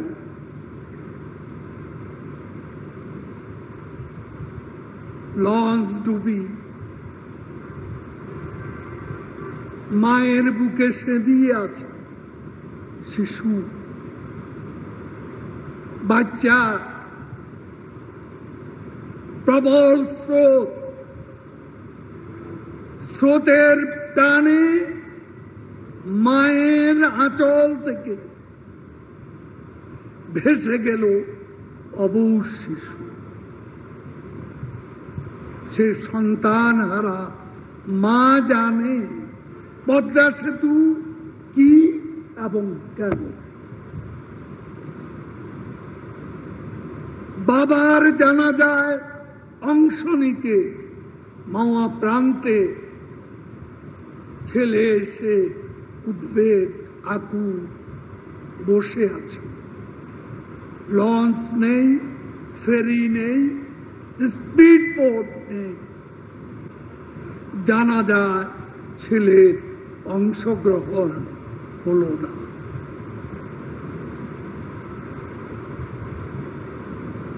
এই জানাজায় অংশগ্রহণ করতে পদ্মা পারে যে পিতার সন্তান পিতার জানাজায় অংশ নিতে পারল না, সে জানে পদ্মা সেতু কি এবং কেন। আজকে অনেক বক্তৃতা হয়েছে, আমি লম্বা বক্তব্য দেব না। এখানে অনেকেই আছেন, অ্যাড্রেস করতে হয়। সুধী সমাবেশ, সবাইকে আমি সুধী বলেই সম্বোধন করছি, কারণ কার নাম বলি আবার কাকে বাদ দেব, অনেকেই বসে আছে। কমিটমেন্ট কাকে বলে? এই পদ্মার আকাশে দুর্যোগের ঘনঘটা মনে আছে 2017 সালের 30 সেপ্টেম্বর, 29 সেপ্টেম্বর পদ্মা এলাকায় ঘন কুয়াশা, দুর্যোগপূর্ণ আবহাওয়া। আমরা পিয়ারের উপরে প্রথম ট্রাস বসে ওয়াশিংটনে। নেত্রীকে ফোন করলাম, ক্যাবিনেট তখনকার সচিব খন্দকার আনোয়ার আমার পাশে। নেত্রীকে বললাম, প্রথম যে স্পেনটা বসবে আপনার জন্য আমরা অপেক্ষা করব। আপনি ফিরে আসলে আপনার উপস্থিতিতে আমরা প্রথম ট্রাস বসাতে চাই। তিনি সঙ্গে সঙ্গেই বললেন, তিনি তখন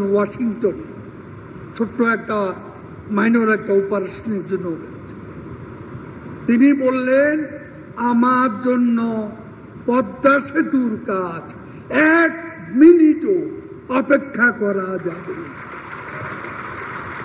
This is our deep, passionate and abiding commitment. এই কমিটমেন্টেরই সোনালী ফসল আজকের এই পদ্মা সেতু। খন্দকার আনোয়ার বলেছেন, মধ্যরাতে কন্ট্রাক্টররা মাথায় হাত ভাঙছে, ওদিকে জাদিরা ভাঙছে, এদিকে কুমার ভোগ ভাঙছে, লৌহজং ভাঙছে। এরই মধ্যে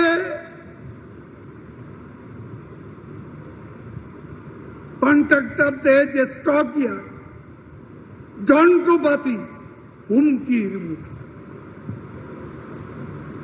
পানির স্রোত থামানো যাচ্ছে না। প্রধানমন্ত্রীকে ফোন করলাম, সঙ্গে সঙ্গে তিনি ফোন ধরলেন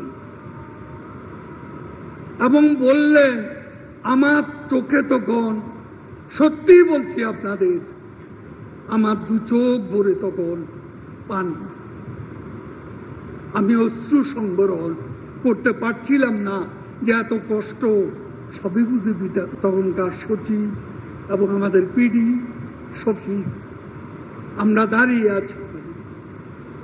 নেত্রীর সঙ্গে সঙ্গে পানি সম্পদ মন্ত্রণালয়ের সাথে কন্ট্যাক্ট করলে এবং এখানে যত দরকার যদি এদের না থাকে জিও ব্যাগ সরবরাহ করতে। এ হল শেখ হাসিনা, এই হচ্ছে তার বিচক্ষণ, দূরদর্শী, সাহসী নেতৃত্ব।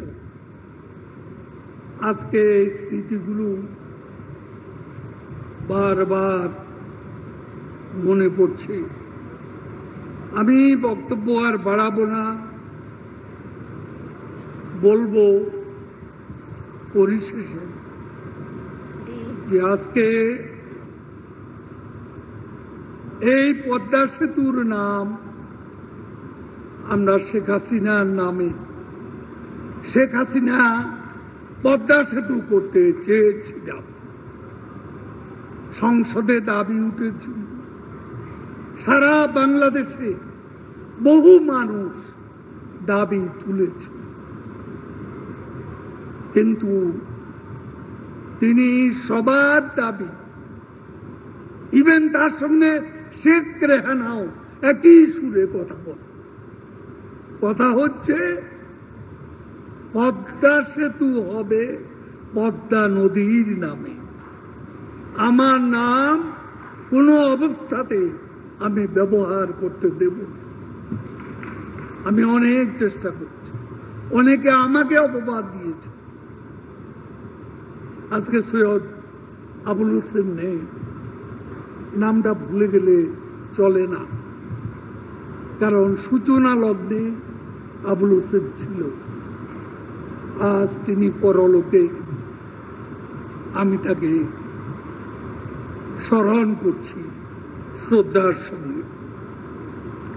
এখানে আজকে আমি এই কথা বলে শেষ করব যে নেত্রী, আপনি না চাইলেও আপনি কোটি মানুষের হৃদয়ে আপনার নাম লিখে ফেলেছেন। পদ্মা সেতুর সঙ্গে আপনার নাম মিশে গেছে। যতদিন এ বাংলায় পদ্মা সেতু থাকবে পদ্মা নদীর উপর, ততদিন শেখ হাসিনার নামও উচ্চারিত হবে সগৌরবে।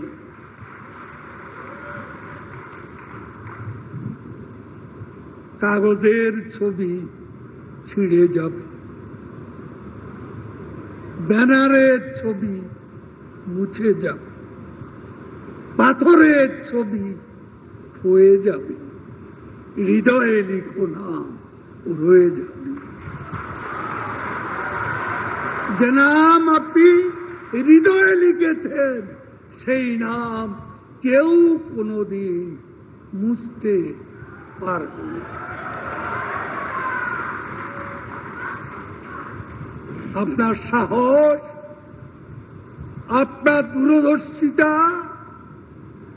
আমাদের বিশাল সম্পদ। আপনি অকুত ভয়ে সংকটে এগিয়ে যান, এটা আমাদের সাহস সিদ্ধ করে।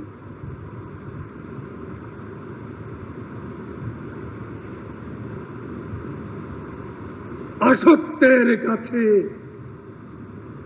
নত নাহি হবে শীত,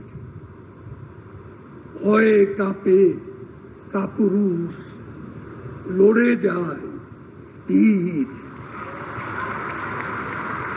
She has made us look brighter. She has made us stand taller. She has shown us the way out of poverty. She has shown us the way out of darkness. Shabaz Sheikh Hasina. জয় বাংলা, জয় বঙ্গ।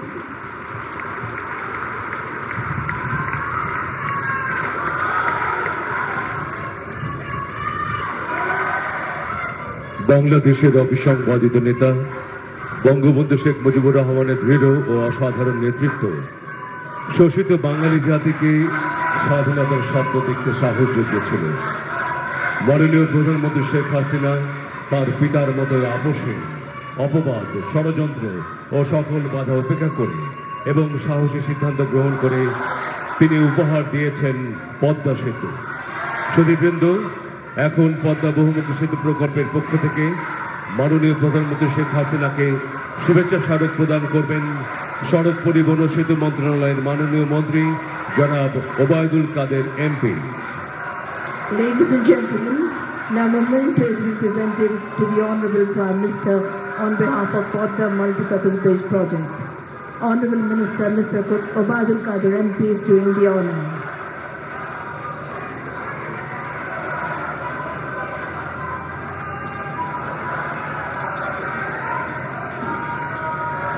এরপর সেতু বিভাগের পক্ষ থেকে আজকের অনুষ্ঠানের মাননীয় প্রধান অতিথিকে শুভেচ্ছা স্মারক প্রদান করবেন সড়ক পরিবহন ও সেতু মন্ত্রণালয়ের মাননীয় মন্ত্রী জনাব Obaidul Quader MP. Ladies and gentlemen, on behalf of Bridges Division, now memento will be presented to the Honorable Prime Minister. Honorable Minister, Ministry of Road Transport and Bridges, Mr. Obaidul Qadir MP, will please do the honor.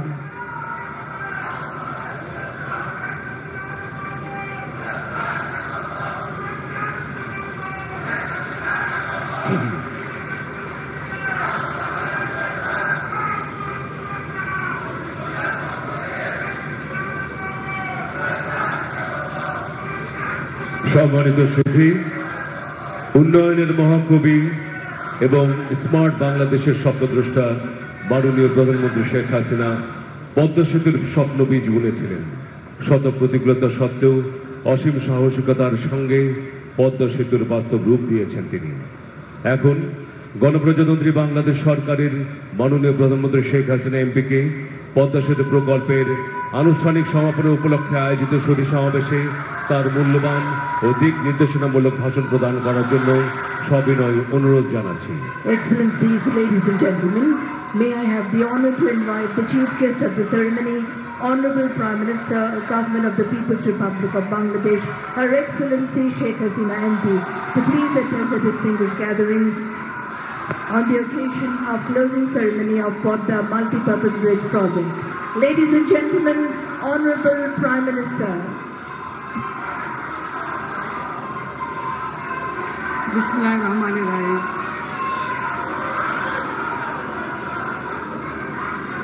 বিসমিল্লাহির রহমানির রহিম। আজকের অনুষ্ঠানের সভাপতি সড়ক পরিবহন ও সেতু মন্ত্রণালয়ের মন্ত্রী, মাননীয় মন্ত্রী, সহকর্মীবৃন্দ, আমাদের কূটনৈতিক বিষয়ের সদস্যবৃন্দ, সামরিক অসামরিক কর্মকর্তাবৃন্দ, সেতুর দুই পারের প্রিয় এলাকাবাসী অর্থাৎ মুন্সিগঞ্জ, ওদিকে হচ্ছে শরীয়তপুর, মাদারীপুর, জাজিরা সমস্ত এলাকার সকল যারা জনগণ এখানে উপস্থিত আছেন বা যারা উপস্থিত নেই সুধীমণ্ডলী, আমি তাদের সকলকে আমার আন্তরিক শুভেচ্ছা জানাই, ধন্যবাদ জানাই, কৃতজ্ঞতা জানাই। আসসালামু আলাইকুম।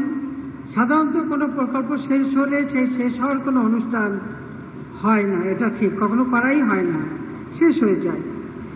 তবে পদ্মা সেতু অনেক ঝড় ঝঞ্ঝা পার করেই কিন্তু অনেক বাধা অতিক্রম করে আমাদেরকে এই সেতুটা নির্মাণ করতে হয়েছে, এবং যেটা করেছি সম্পূর্ণ আমরা বাংলাদেশের জনগণের টাকায়, দেশের মানুষের টাকায় এই সেতুটা নির্মাণ। কাজে এই সেতুটা কাজ শেষ হয়ে গেছে, আমরা উদ্বোধনও করেছি, প্রকল্পের কাজ সব কিছু গুছিয়ে নেওয়া হয়েছে। এমনকি সেতুর সাথে আমাদের রেল সেতুটাও একই সাথে হয়ে গেছে। আমি সেই জন্য চেয়েছিলাম যে আমি নির্মাণের সাথে সংশ্লিষ্ট বা আমাদের দুই পারের মানুষ যারা তাদের নিজেদের জমিদান করেছেন এবং যারা দিন রাত অক্লান্ত পরিশ্রম করেছেন তাদেরকে একটু আন্তরিক ধন্যবাদ জানাতে, সেই জন্যই আজকের এই আয়োজন। সকলের প্রতি কৃতজ্ঞতা এবং ধন্যবাদ জানানোর অনুষ্ঠানই এটা, আমি সেটুকু বলতে পারি। আমাদের মহান নেতা জাতির পিতা বঙ্গবন্ধু শেখ মুজিব আমাদের স্বাধীনতা দিয়েছেন, তিনি আমাদের শিখিয়েছেন মাথা উঁচু করে চলতে। তিনি আমাদেরকে মুক্তিযুদ্ধের চেতনায় উদ্বুদ্ধ করেছিলেন, স্বাধীনতার চেতনায় প্রেরণা দিয়েছিলেন, শক্তি দিয়েছিলেন, সাহস দিয়েছিলেন। বাঙালি জাতি বিশ্ব সভায় মর্যাদা নিয়ে চলবে, মাথা উঁচু করে চলবে, এটাই ছিল জাতির পিতা আকাঙ্ক্ষা। তো তার নেতৃত্বে আমরা স্বাধীনতা অর্জন করেছি। আমি আজকের দিনে আমাদের মহান নেতা, সর্বকালের সর্বশ্রেষ্ঠ বাঙালি জাতির পিতা বঙ্গবন্ধু শেখ মুজিবুর রহমানের প্রতি শ্রদ্ধা জানাচ্ছি। শ্রদ্ধা জানাই 30 লক্ষ শহীদের প্রতি, 2 লক্ষ মা বোনের প্রতি।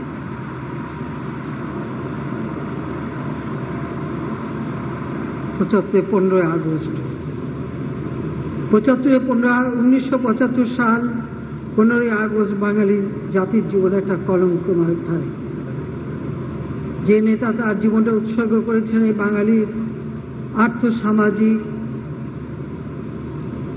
রাজনৈতিক, অর্থনৈতিক, সাংস্কৃতিক মুক্তির জন্য, যে ক্ষুধার্ত মানুষের অন্ন, বস্ত্র, বাসস্থান, চিকিৎসা, শিক্ষার ব্যবস্থা করে এদেশের মানুষকে উন্নত জীবন দিতে চেয়েছিলেন, নিজের জীবনকে উৎসর্গ করেছিলেন, বছরের পর বছর কারাগারে কাটিয়েছেন,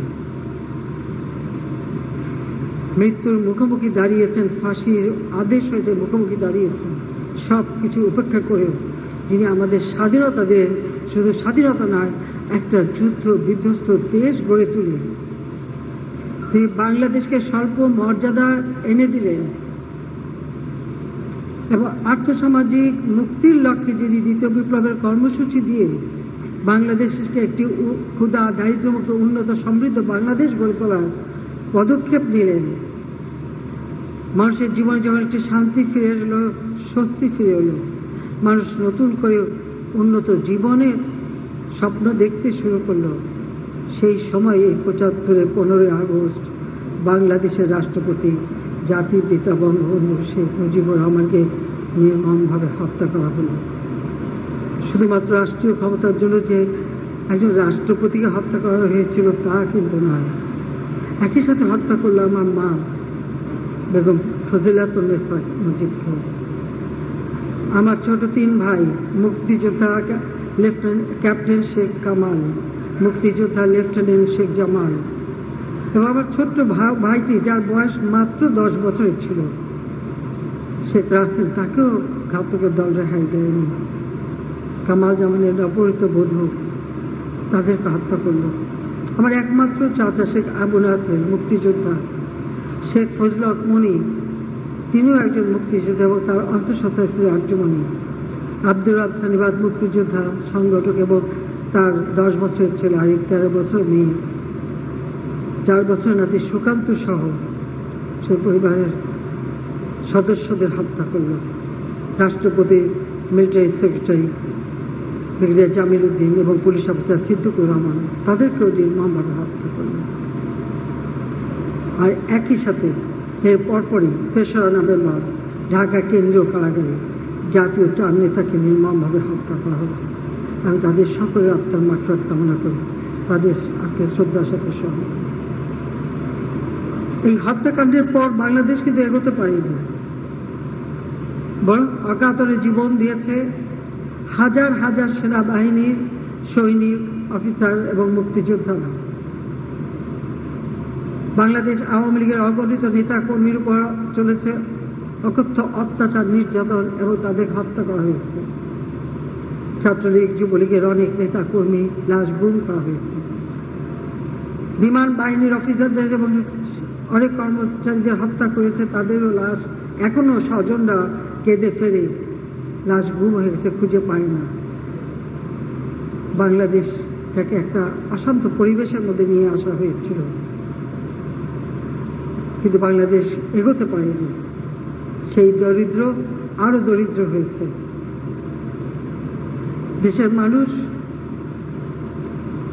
পেটে ভাত নেই, পরনে ছিন্ন কাপড়, বিদেশ থেকে পুরোনো কাপড় এনে পরানো হয়, রোগী চিকিৎসা নেই, শিক্ষা নেই, যোগাযোগের কোনো উন্নতি নেই। এই অবস্থায় তো ছিল। সেই বাংলাদেশের পরিবর্তন আনা,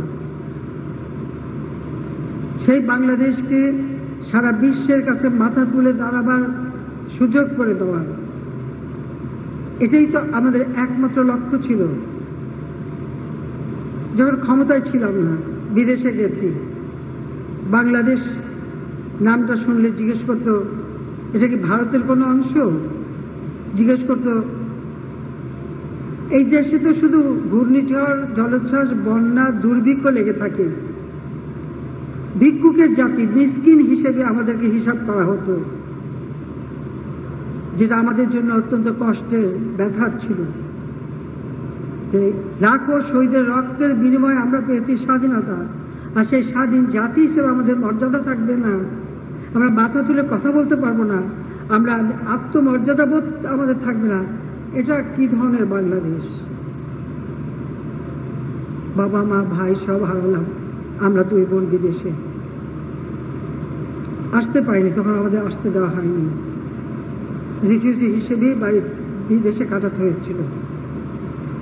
নিজেদের নামটাও ব্যবহার করতে পারিনি, নিরাপত্তার কারণে নাম ব্যবহার করতে দেয়নি। এরপর 81 সালে আওয়ামী লীগ যখন আমাকে আমার বর্তমানে সভাপতি নির্বাচিত করে, আমার ছোট শিশু সন্তান, 8 বছরের মেয়ে, 10 বছর ছেলে, মাতৃস্নেহ বঞ্চিত করেই আমি ফিরে আসি বাংলার মাটিতে। আমি কোথায় ফিরে এসেছিলাম?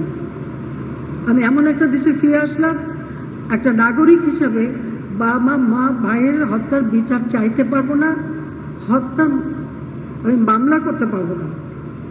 কেন? ইনডেমনিটি অর্ডিন্যান্স জারি করে খুনিদেরকে বিচারের হাত থেকে মুক্ত রাখা হয়েছে এবং বিভিন্ন দূতাবাসের চাকরি দিয়ে পুরস্কৃত করা হয়েছে এবং ক্ষমতা বসানো হয়েছে। যুদ্ধ অপরাধী যাদের বিচার জাতিপিতা করেছে, সারা বাংলাদেশকে জ্বালিয়ে পুড়ে ছারখার করেছিল, হাজার হাজার মা বোনদেরকে ক্যাম্পে ধরে নিয়ে যাদের দিনের পর দিন পাশবিক অত্যাচারের, নির্যাতনের শিকার হতে হয়েছিল। কত গ্রামের পর গ্রাম পুরুষ শূন্য, শুধু বিধবার গ্রাম।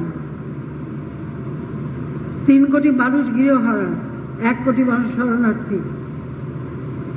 সেই দেশটিকে যিনি গড়ে তুললেন, তাকে হত্যার পর এই বাংলাদেশে তো সেই রক্তাক্ত অবস্থা চলতেই থাকে 75 পরে। যে জাতি রক্ত দিয়ে দেশটা স্বাধীন করলো, সে জাতি কেন মাথা নিচু করে চলবে? সেই অকুতোভয় জাতিকে একেবারে মর্যাদাহীন করে ছেড়ে দেওয়া হয়েছিল এবং খবরদারিটা খুব বেশি চলতো আমাদের উপর। 21 বছর পর সরকারে আসি। আমি জাপানে গিয়েছিলাম। আমার মনে আছে জাতিপিতা জাপানে যখন যান তখন এই যমুনা নদীর উপর সেতুর প্রস্তাব দিয়ে এসেছিলেন। তখন আলোচনা হয়েছিল পদ্মা এবং অন্যান্য নদীতে যমুনা নদীর উপর সেতু নির্মাণ। জাপান ফিজিবিলিটি স্টাডি করে দেয়, কিন্তু এরপরে আর কাজ তেমন এগোয়নি। যাক, পরবর্তীতে সেটা নির্মাণ হয়। আমি যখন 96 সালে সরকার গঠন করি, ওই সেতুর ডিজাইনে সেখানে আমি নিজে উদ্যোগ নিয়ে সেখানে রেল যোগাযোগ, গ্যাসের লাইন, বিদ্যুতের লাইন এবং এটা মাল্টিপারপাস সেতু হিসেবে তৈরি করি। তখনও আমি বিরোধী দল থাকলেও আমি যখন ওয়াশিংটনে যেতাম, আমি ওয়ার্ল্ড ব্যাংকের সকলের সাথে কথা বলতাম এবং আমাদের বাঙালি অফিসার তাদের সাথে। যখন এই সেতুটা যমুনা সেতু নির্মাণের কথা হতো, আমি সবসময় দাবি করতাম যেখানে রেল সেতু থাকতে হবে। আর তারা বলতো যে না, রেল সেতু ভায়াবল হবে না। আমি তাদের প্রমাণ করেছি যে হ্যাঁ, এটা ভায়াবল হবে, কিন্তু তাদের একটাই কথা ছিল। কিন্তু আমি যখন সরকারে এসেছি, তাদের সে কথা কিন্তু মানি নেই। আমি রেল সেতু ওই ডিজাইনের সাথে আমরা রেল সেতুটাও যুক্ত করেছিলাম। কাজে এই লড়াইটা কিন্তু অনেক আগের লড়াই।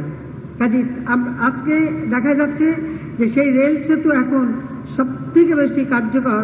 এখন তো সেই ওয়ার্ল্ড ব্যাংকে আবার আমাদের প্রস্তাব দিল যে আলাদাভাবে ডেডিকেটেড রেল সেতু করে দেবে, কারণ আমরা ট্রান্স এশিয়ান হাইওয়ের সাথে যুক্ত হলে আমাদেরকে এই ধরনের একটা সেতু দরকার আছে, এই যোগাযোগ ব্যবস্থা করার দরকার আছে। আমি রাজি হয়ে গেলাম, আমাদের সেই সেতু হচ্ছে। আমরা যমুনা সেতু, বঙ্গবন্ধু সেতু যেটা সড়ক সেতু, সেটা আমরা উদ্বোধন করেছিলাম 98 সালের নভেম্বরে। আর ওই সময় আমরা পদ্মা সেতু নির্মাণেরও আমি যখন জাপান যাই আলোচনা হয়, তখন আমি দুটো সেতুর জন্য প্রস্তাব দিয়েছিলাম। একটা হচ্ছে আমাদের পদ্মা, আর একটা হচ্ছে আমাদের রূপসা ভৈরব নদীর উপর খুলনায়। তা আমাকে জাপানের প্রাইম মিনিস্টার জিজ্ঞেস করলেন যে আপনার কনস্টিটুয়েন্সি কোনটা করলে আপনার সুবিধা হবে। আমি বললাম দুটাই আমার কনস্টিটুয়েন্সি। পদ্মা সেতু করলে আমি আমার কনস্টিটুয়েন্সিতে যেতে পারবো, আর রূপসা সেতু করলে আমি যেতে পারবো। কারণ সারা বাংলাদেশে আমার কনস্টিটুয়েন্সি, আমি কেন ভাগ করতে যাব। যা হোক, আমি জানতাম যে রূপসা সেতুটা আমাকে আগে শুরু করে দিতে হবে, কারণ পদ্মা বিশ্বের সব থেকে খরস্রোতা একটা নদী, যে নদী প্রতি বছর সময়ই এটা পরিবর্তন ঘটে। সেদিকে লক্ষ্য রেখেই আমি বললাম যে এটা তো ফিজিবিলিটি স্টাডি করতে হবে, সময় লাগবে, তারপর ওটা আগে করে দেন আর এটা ফিজিবিলিটি স্টাডি করেন। তারা ফিজিবিলিটি স্টাডি করবার পর আমরা কিন্তু এখানে ভিত্তিপ্রস্তর স্থাপন করলাম। সেটাও 2001 সালের জুলাই মাসে আমরা এখানে ভিত্তিপ্রস্তর স্থাপন করলাম এবং এটা ডিজাইন করা প্রায় আমরা শুরু করলাম। দুর্ভাগ্যের বিষয় 2001-এ আওয়ামী লীগ ক্ষমতা আসতে পারল না। কারণ সেটাও আমার একটা দোষ যে আমি আমাদের গ্যাস বিক্রি করবার মুচলেখা দেইনি। কারণ আমার সময় আন্তর্জাতিক টেন্ডার দিয়ে গ্যাস ব্লক বিভিন্ন আমেরিকান কোম্পানিকে দেওয়া হয়েছিল এবং গ্যাস তারা উত্তোলন করছিল। তো সেই গ্যাস উত্তোলন করে তারা বিক্রি করবে ভারতের কাছে। আমি সেখানে বাদ সাধলাম যে এই গ্যাস আমার দেশের মানুষের চাহিদা পূরণ করবে, আবার 50 বছরের উদ্বৃত্ত থাকবে, রিজার্ভ থাকবে, তারপর আমি গ্যাস বিক্রি করব। স্বাভাবিক, বড় বড় দেশের এ ধরনের দাবি না মানলে যেটা হয়, আমার ভাগ্যও তাই হলো। আমি 2001-এ সরকার গঠন করতে পারলাম না। ভোট আমরা পেয়েছিলাম বেশি, সিট পেলাম না, সরকার গঠন করতে পারলাম না। তাতে আমার কোনো আফসোস ছিল না। কেন আফসোস ছিল না? যে এই বাংলাদেশের সম্পদ বেচে ক্ষমতায় আসতে হবে, শেখ মুজিবের মেয়ে কখনো সেটা চায় না। আমার বাবা কারো কাছে মাথা নত করেনি, আমিও করি না। ক্ষমতা না আসি কি আসে যায়, কিন্তু আমার দেশের সম্পদ বেঁচে না। খালেদা জিয়া রাজি হয়ে গেল, ক্ষমতায়ও আসলো। খালি আমি শুধু এইটুকু বলেছিলাম, আল্লাহ তাআলা জন বুঝে ধন দেয়। বলেছে গ্যাস বিক্রি করবে, গ্যাস পাবেও না, বিক্রি করতে পারবেও না, পারে নাই। কিছু কিছু মানুষ সাবধান মেশে থাকে, এটাই হচ্ছে সব থেকে দুর্ভাগ্য। আসুন পদ্মা সেতুর ব্যাপারেই বলি, এটাও আর এক ইতিহাস। পদ্মা সেতু আমরা নির্মাণ করব।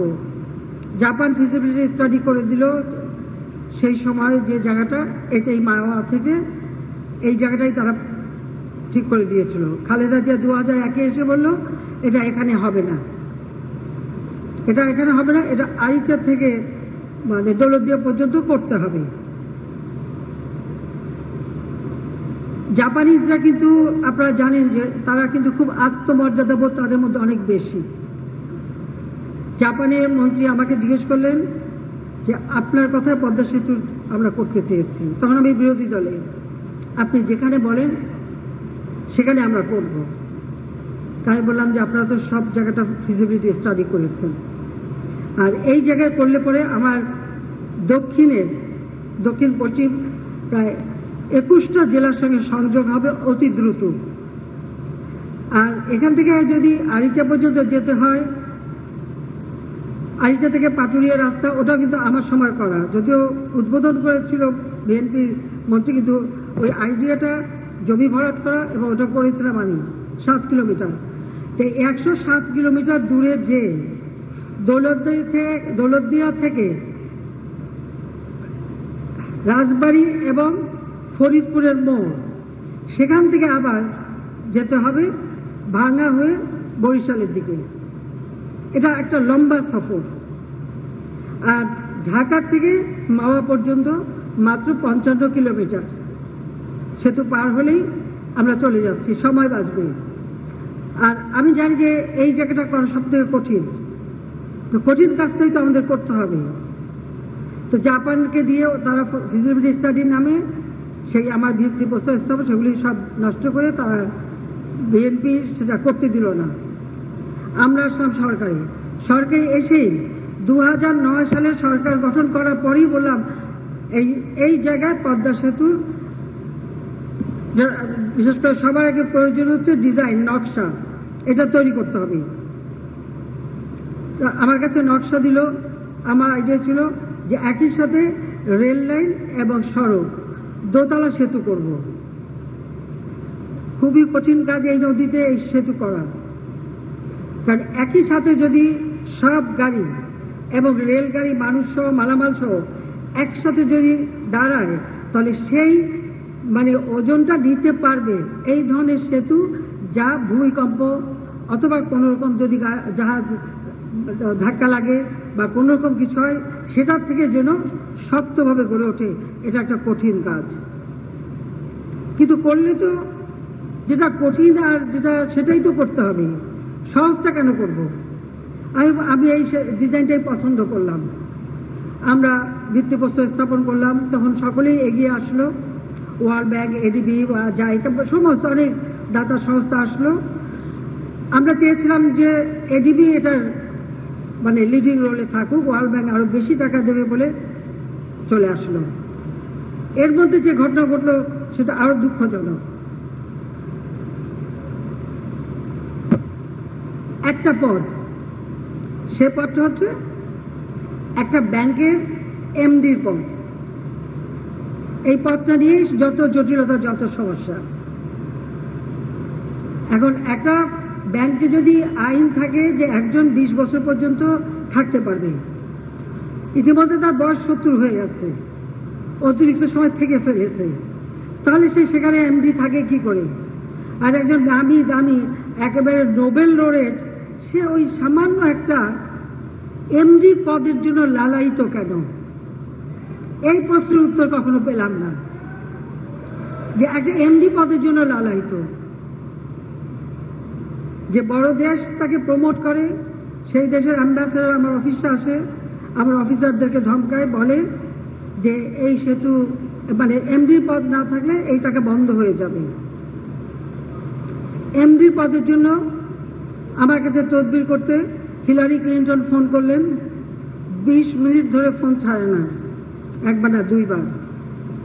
শেরি ব্লেয়ার তিনি ফোন করলেন, ফ্রান্সের প্রেসিডেন্টের প্রতিনিধি আসলো, পৃথিবীর অনেকেই আসলো। আমি শুধু জিজ্ঞেস করলাম যে আমাকে একটা কথা বলেন যে এই এমডি পদে কি মধু আছে, কি মধু আছে? এটা গ্রামীণ ব্যাংকটা তৈরি করেছিল, এটা শুরু হয়েছিল স্বাধীনতার পর, কিন্তু এটা যখন সত্যিকারভাবে আইন করে বাস্তবায়ন হলো 83 সালে, তখন জেনারেল এরশাদ সাহেব ক্ষমতায়।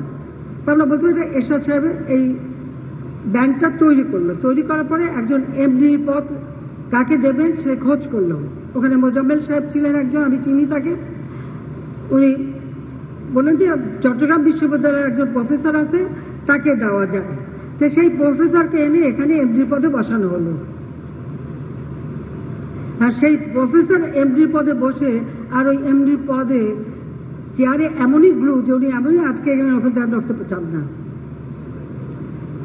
যে আইন দিয়ে করা হয়েছিল সেই আইনে ছিল মাত্র যে 60 বছর পর্যন্ত থাকতে পারবে, তার বয়স তখন 70 পার হয়ে গেছে, 60।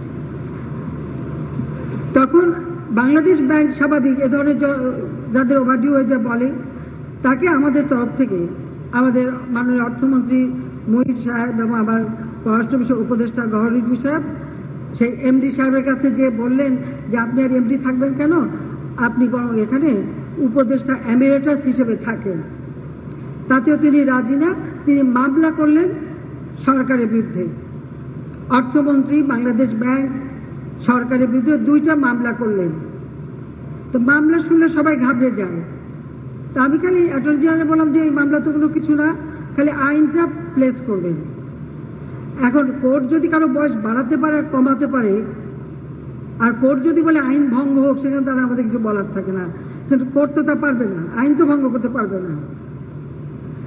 উনি মামলায় হেরে যেয়ে আরো ক্ষেপে গেলেন।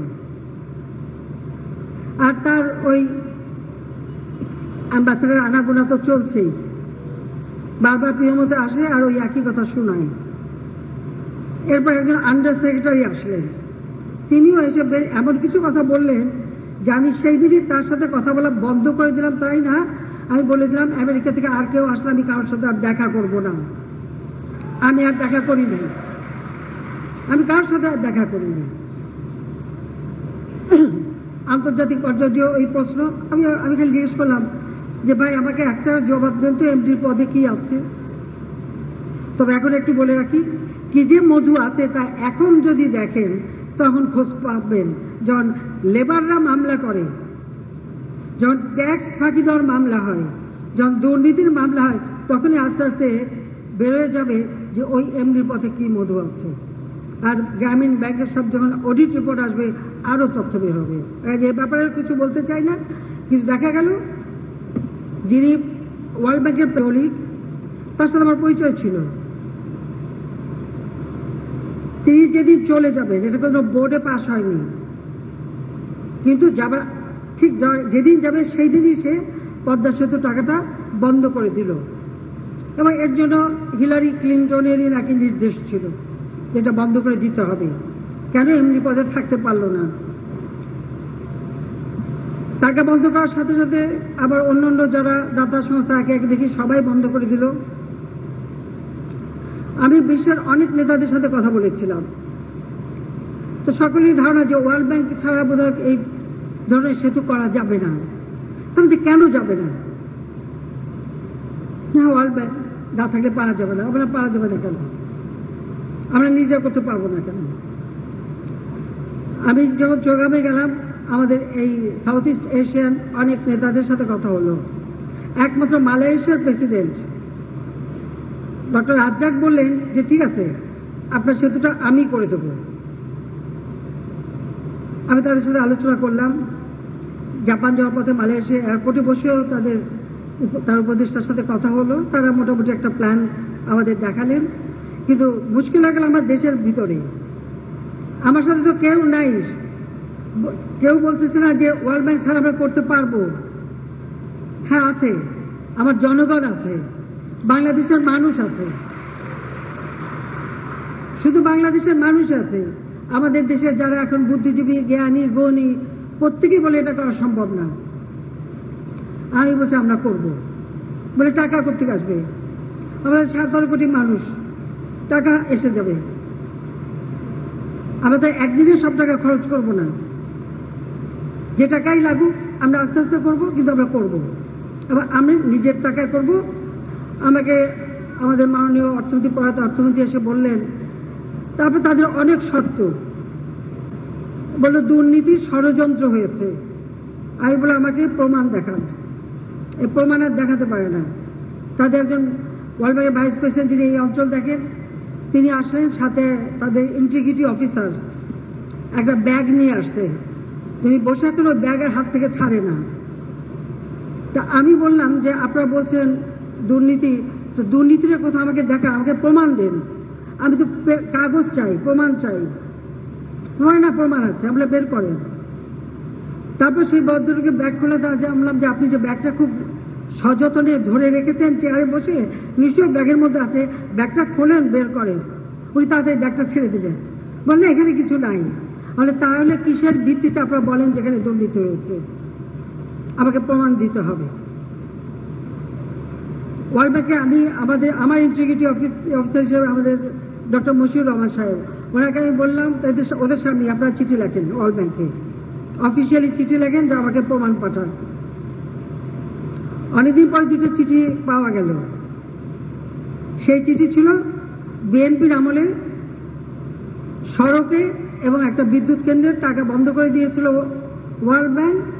সেই চিঠি আমরা এই সময় আমি প্রাইম মিনিস্টার ছিলাম না, আমার সরকার ছিল না, এবং এখানে অমুক মন্ত্রী ছিল, তমুক মন্ত্রী ছিল, আপনারা বন্ধ করেছেন। এটার সাথে পদ্মা সেতুর কি সম্পর্ক? পদ্মা সেতু আমরা করছি, ওটা তো আপনারা করে দিয়েছেন। তাদের ওই সাহস ছিল না যে আপনাদের চ্যালেঞ্জ দেয়। কিন্তু আমি চ্যালেঞ্জ দিচ্ছি, আমাকে এটা প্রমাণ না দিতে পারলে আমি ছাড়ব না, আর আমি আপনাদের টাকা নেবও না। তখন বলো কি মন্ত্রীকে জেলে দিতে হবে, মশিউর রহমান সাহেবকে জেলে দিতে হবে, মামলা করতে হবে। আমার কিসের ভিত্তিতে মামলা?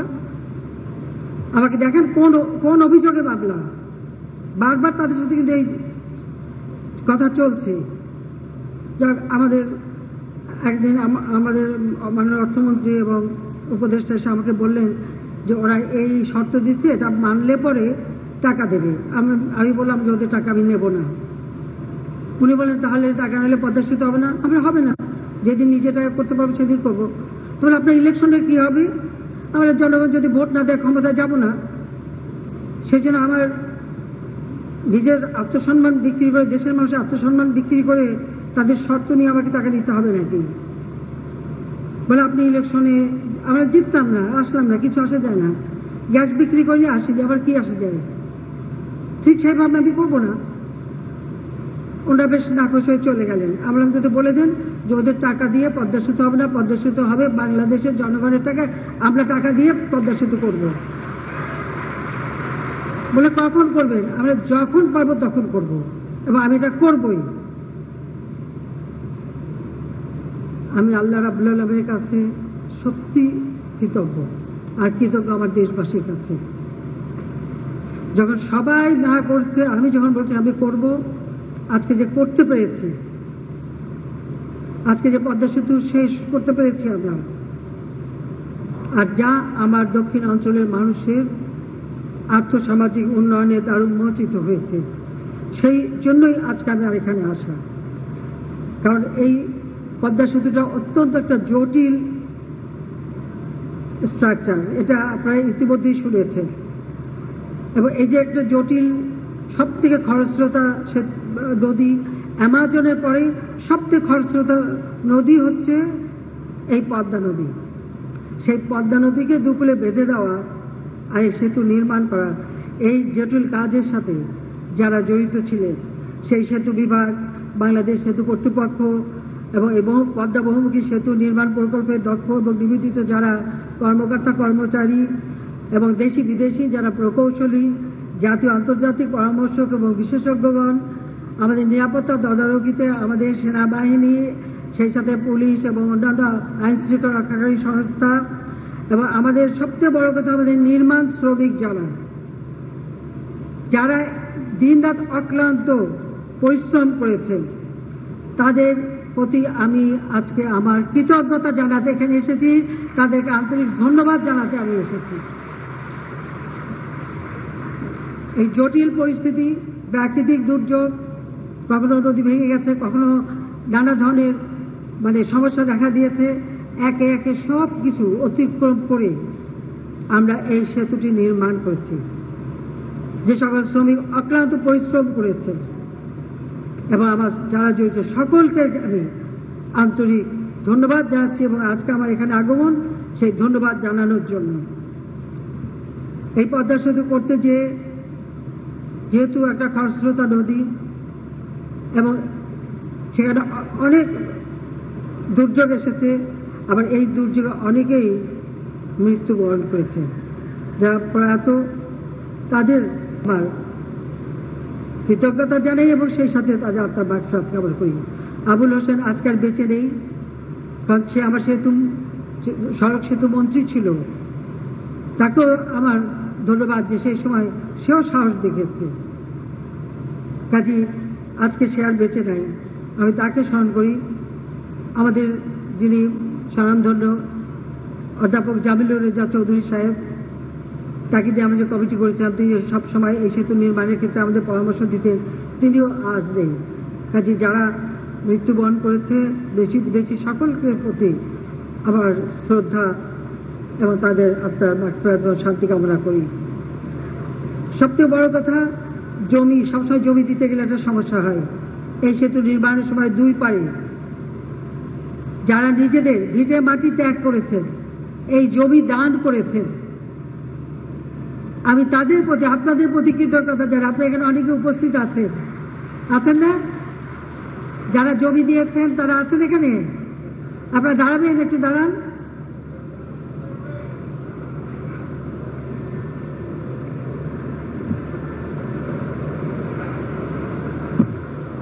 আমি জানি না আপনাদের প্রতি কৃতজ্ঞতা কিভাবে জানাবো। আপনারা আমি আন্তরিক ধন্যবাদ জানাই।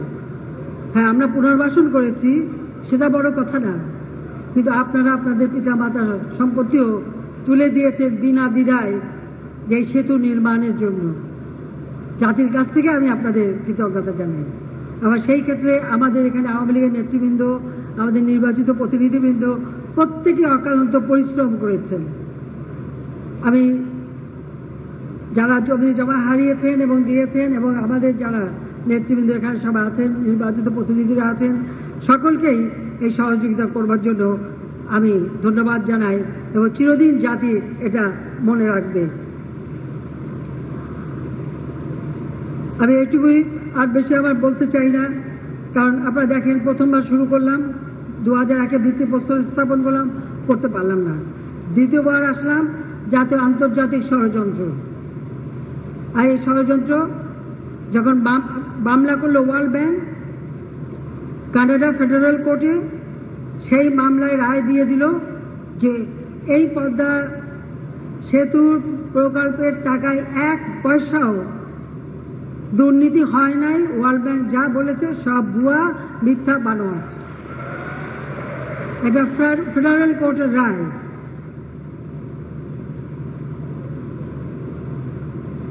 কাজে আবার আমরা ভিত্তিপ্রস্তর স্থাপনের সেতুটা নির্মাণ শেষ করলাম।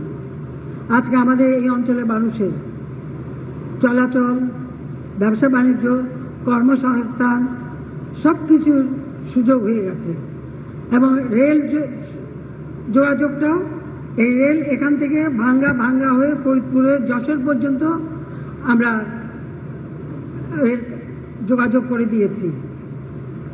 আর সোজা যশোর থেকে একেবারে পায়রা নদী পর্যন্ত, দুঃখিত, আমাদের মংলা পোর্ট, অর্থাৎ ঢাকা থেকে মংলা পোর্ট পর্যন্ত এই রেল যোগাযোগ আমি স্থাপন করে দিয়েছি। এই অ্যালাইনমেন্টটা আমার নিজেরই করা, যে এইভাবেই এটা যাবে এবং সেই যোগাযোগটা আমাদের হয়ে গেছে। আজকে আর আসলে পদ্মাপাড়ের মানুষ আমরা সবসময় কষ্ট ভোগ করতাম আসতে গেলে, কারণ আমার ছোটবেলা থেকেই তো প্রথম ঢাকায় আসি আমার দাদার সাথে 52 সালে নৌকায় করে। আমাদের নৌকা ছিল 3 দাঁড়, মাঝি নৌকা, বড় নৌকা, বাঁশি, 2টা কামরাওয়ালা। প্রথম আমার দাদা, আমি আর কামাল ছোট, আমরা নৌকার মধ্যে হাঁটতেও পারতাম। সেই নৌকা নিয়ে প্রথম ঢাকায় এসেছিলাম। 4 দিন 4 রাত্রে লেগেছিল টুঙ্গি পাহাড় থেকে ঢাকায় আসতে। তখন আব্বা জেলখানায় 48 সালে আন্দোলন করতে যে তিনি 49 সালে যে কারাগারে বন্দী, তখনও তিনি কারাগারে বন্দী। আর এরপর লঞ্চ, স্টিমারে যাতায়াত করতে হয়েছে। কাজে এই যাতায়াত করতে যেয়ে কত মানুষের জীবন গেছে, বিভিন্ন সেবা থেকে তারা বঞ্চিত হয়েছে। এখন আর সেই সেবা থেকে কেউ বঞ্চিত হয় না। আর সবচেয়ে বড় কথা যে আজকে যে টোল উঠেছে তাতে তো সবাই খুশি। এটা তো আপনারা শুনেছেন, যাকে আমি টাকার অঙ্ক দিয়ে এটা বিচার করব না, কারণ এই সেতু আমাদের গর্বের সেতু, এটা টাকার অঙ্ক দিয়ে বিচার করার নয়। এই একটা সিদ্ধান্ত, আমি শুধু এটুকু বলতে চাই যে একটা সিদ্ধান্ত বাংলাদেশকে অন্তত সেই মর্যাদা দিয়েছে যে আগে যারা কথায় কথায় আমাদের উপর খবরদারি করত আর ভাবখানা ছিল যে এরা ছাড়া বাংলাদেশ চলতেই পারবে না, সেই মানসিকতাটা বদলে গেছে। এখন বাংলাদেশ শুনলে মানুষ সমীহ করে আন্তর্জাতিকভাবে। বাংলাদেশের জনগণ একটা মর্যাদা আসনে অধিষ্ঠিত হয়েছে। লাখো শহীদের রক্তের বিনিময়ে অর্জিত স্বাধীনতা, সেই স্বাধীনতা ব্যর্থ হয়নি, সেই স্বাধীনতা সফল হয়েছে। এবং আমরা এখন আর্থসামাজিক উন্নয়নের মাধ্যমে 2041 সালের বাংলাদেশকে আমরা উন্নত, সমৃদ্ধ, স্মার্ট বাংলাদেশ হিসেবে গড়ে তুলব ইনশাআল্লাহ। সেই সাথে আমরা 2021 থেকে 41 প্রেক্ষিত পরিকল্পনা করেছি। পাশাপাশি আমরা 2100 সালের ডেল্টা প্ল্যান, এই বদ্বীপের মানুষের ভবিষ্যতে কিভাবে উন্নত জীবন পাবে প্রজন্মের পর প্রজন্ম, সেই পরিকল্পনা আমি করে দিয়েছি। নেদারল্যান্ডের সাথে আমাদের চুক্তি হয়েছে, এটাও আমাদের বাস্তবায়ন অব্যাহত থাকবে, আমরা শুরু করেছি। কাজে আজকের বাংলাদেশ এই একটা সিদ্ধান্তের পরে আর এই সেতু নির্মাণের পরে বাংলাদেশের মানুষ এখন গর্ব করে আন্তর্জাতিকভাবে বুক ফুলিয়ে চলতে পারে। এটাই সব থেকে বড় পাওয়া, যে লাখো শহীদের রক্তের বিনিময়ে অর্জিত আমাদের এই স্বাধীনতা আর ওই পতাকা আজকে সারা বিশ্বে গর্বের সাথে এগিয়ে যাবে। আমরা এগিয়ে যাব অপরিতরোধ্য গতিতে, যত বাধা আসুক ইনশাআল্লাহ অতিক্রম করে জাতির পিতার সে আদর্শ বাস্তবায়ন করেই বাংলাদেশকে এগিয়ে নিয়ে যাব। আবার আমি সকলকে কৃতজ্ঞতা জানাই, ধন্যবাদ জানাই, এবং এই কৃতজ্ঞতা জানানোর জন্যই কিন্তু আজকের এই আমাদের আয়োজনটা।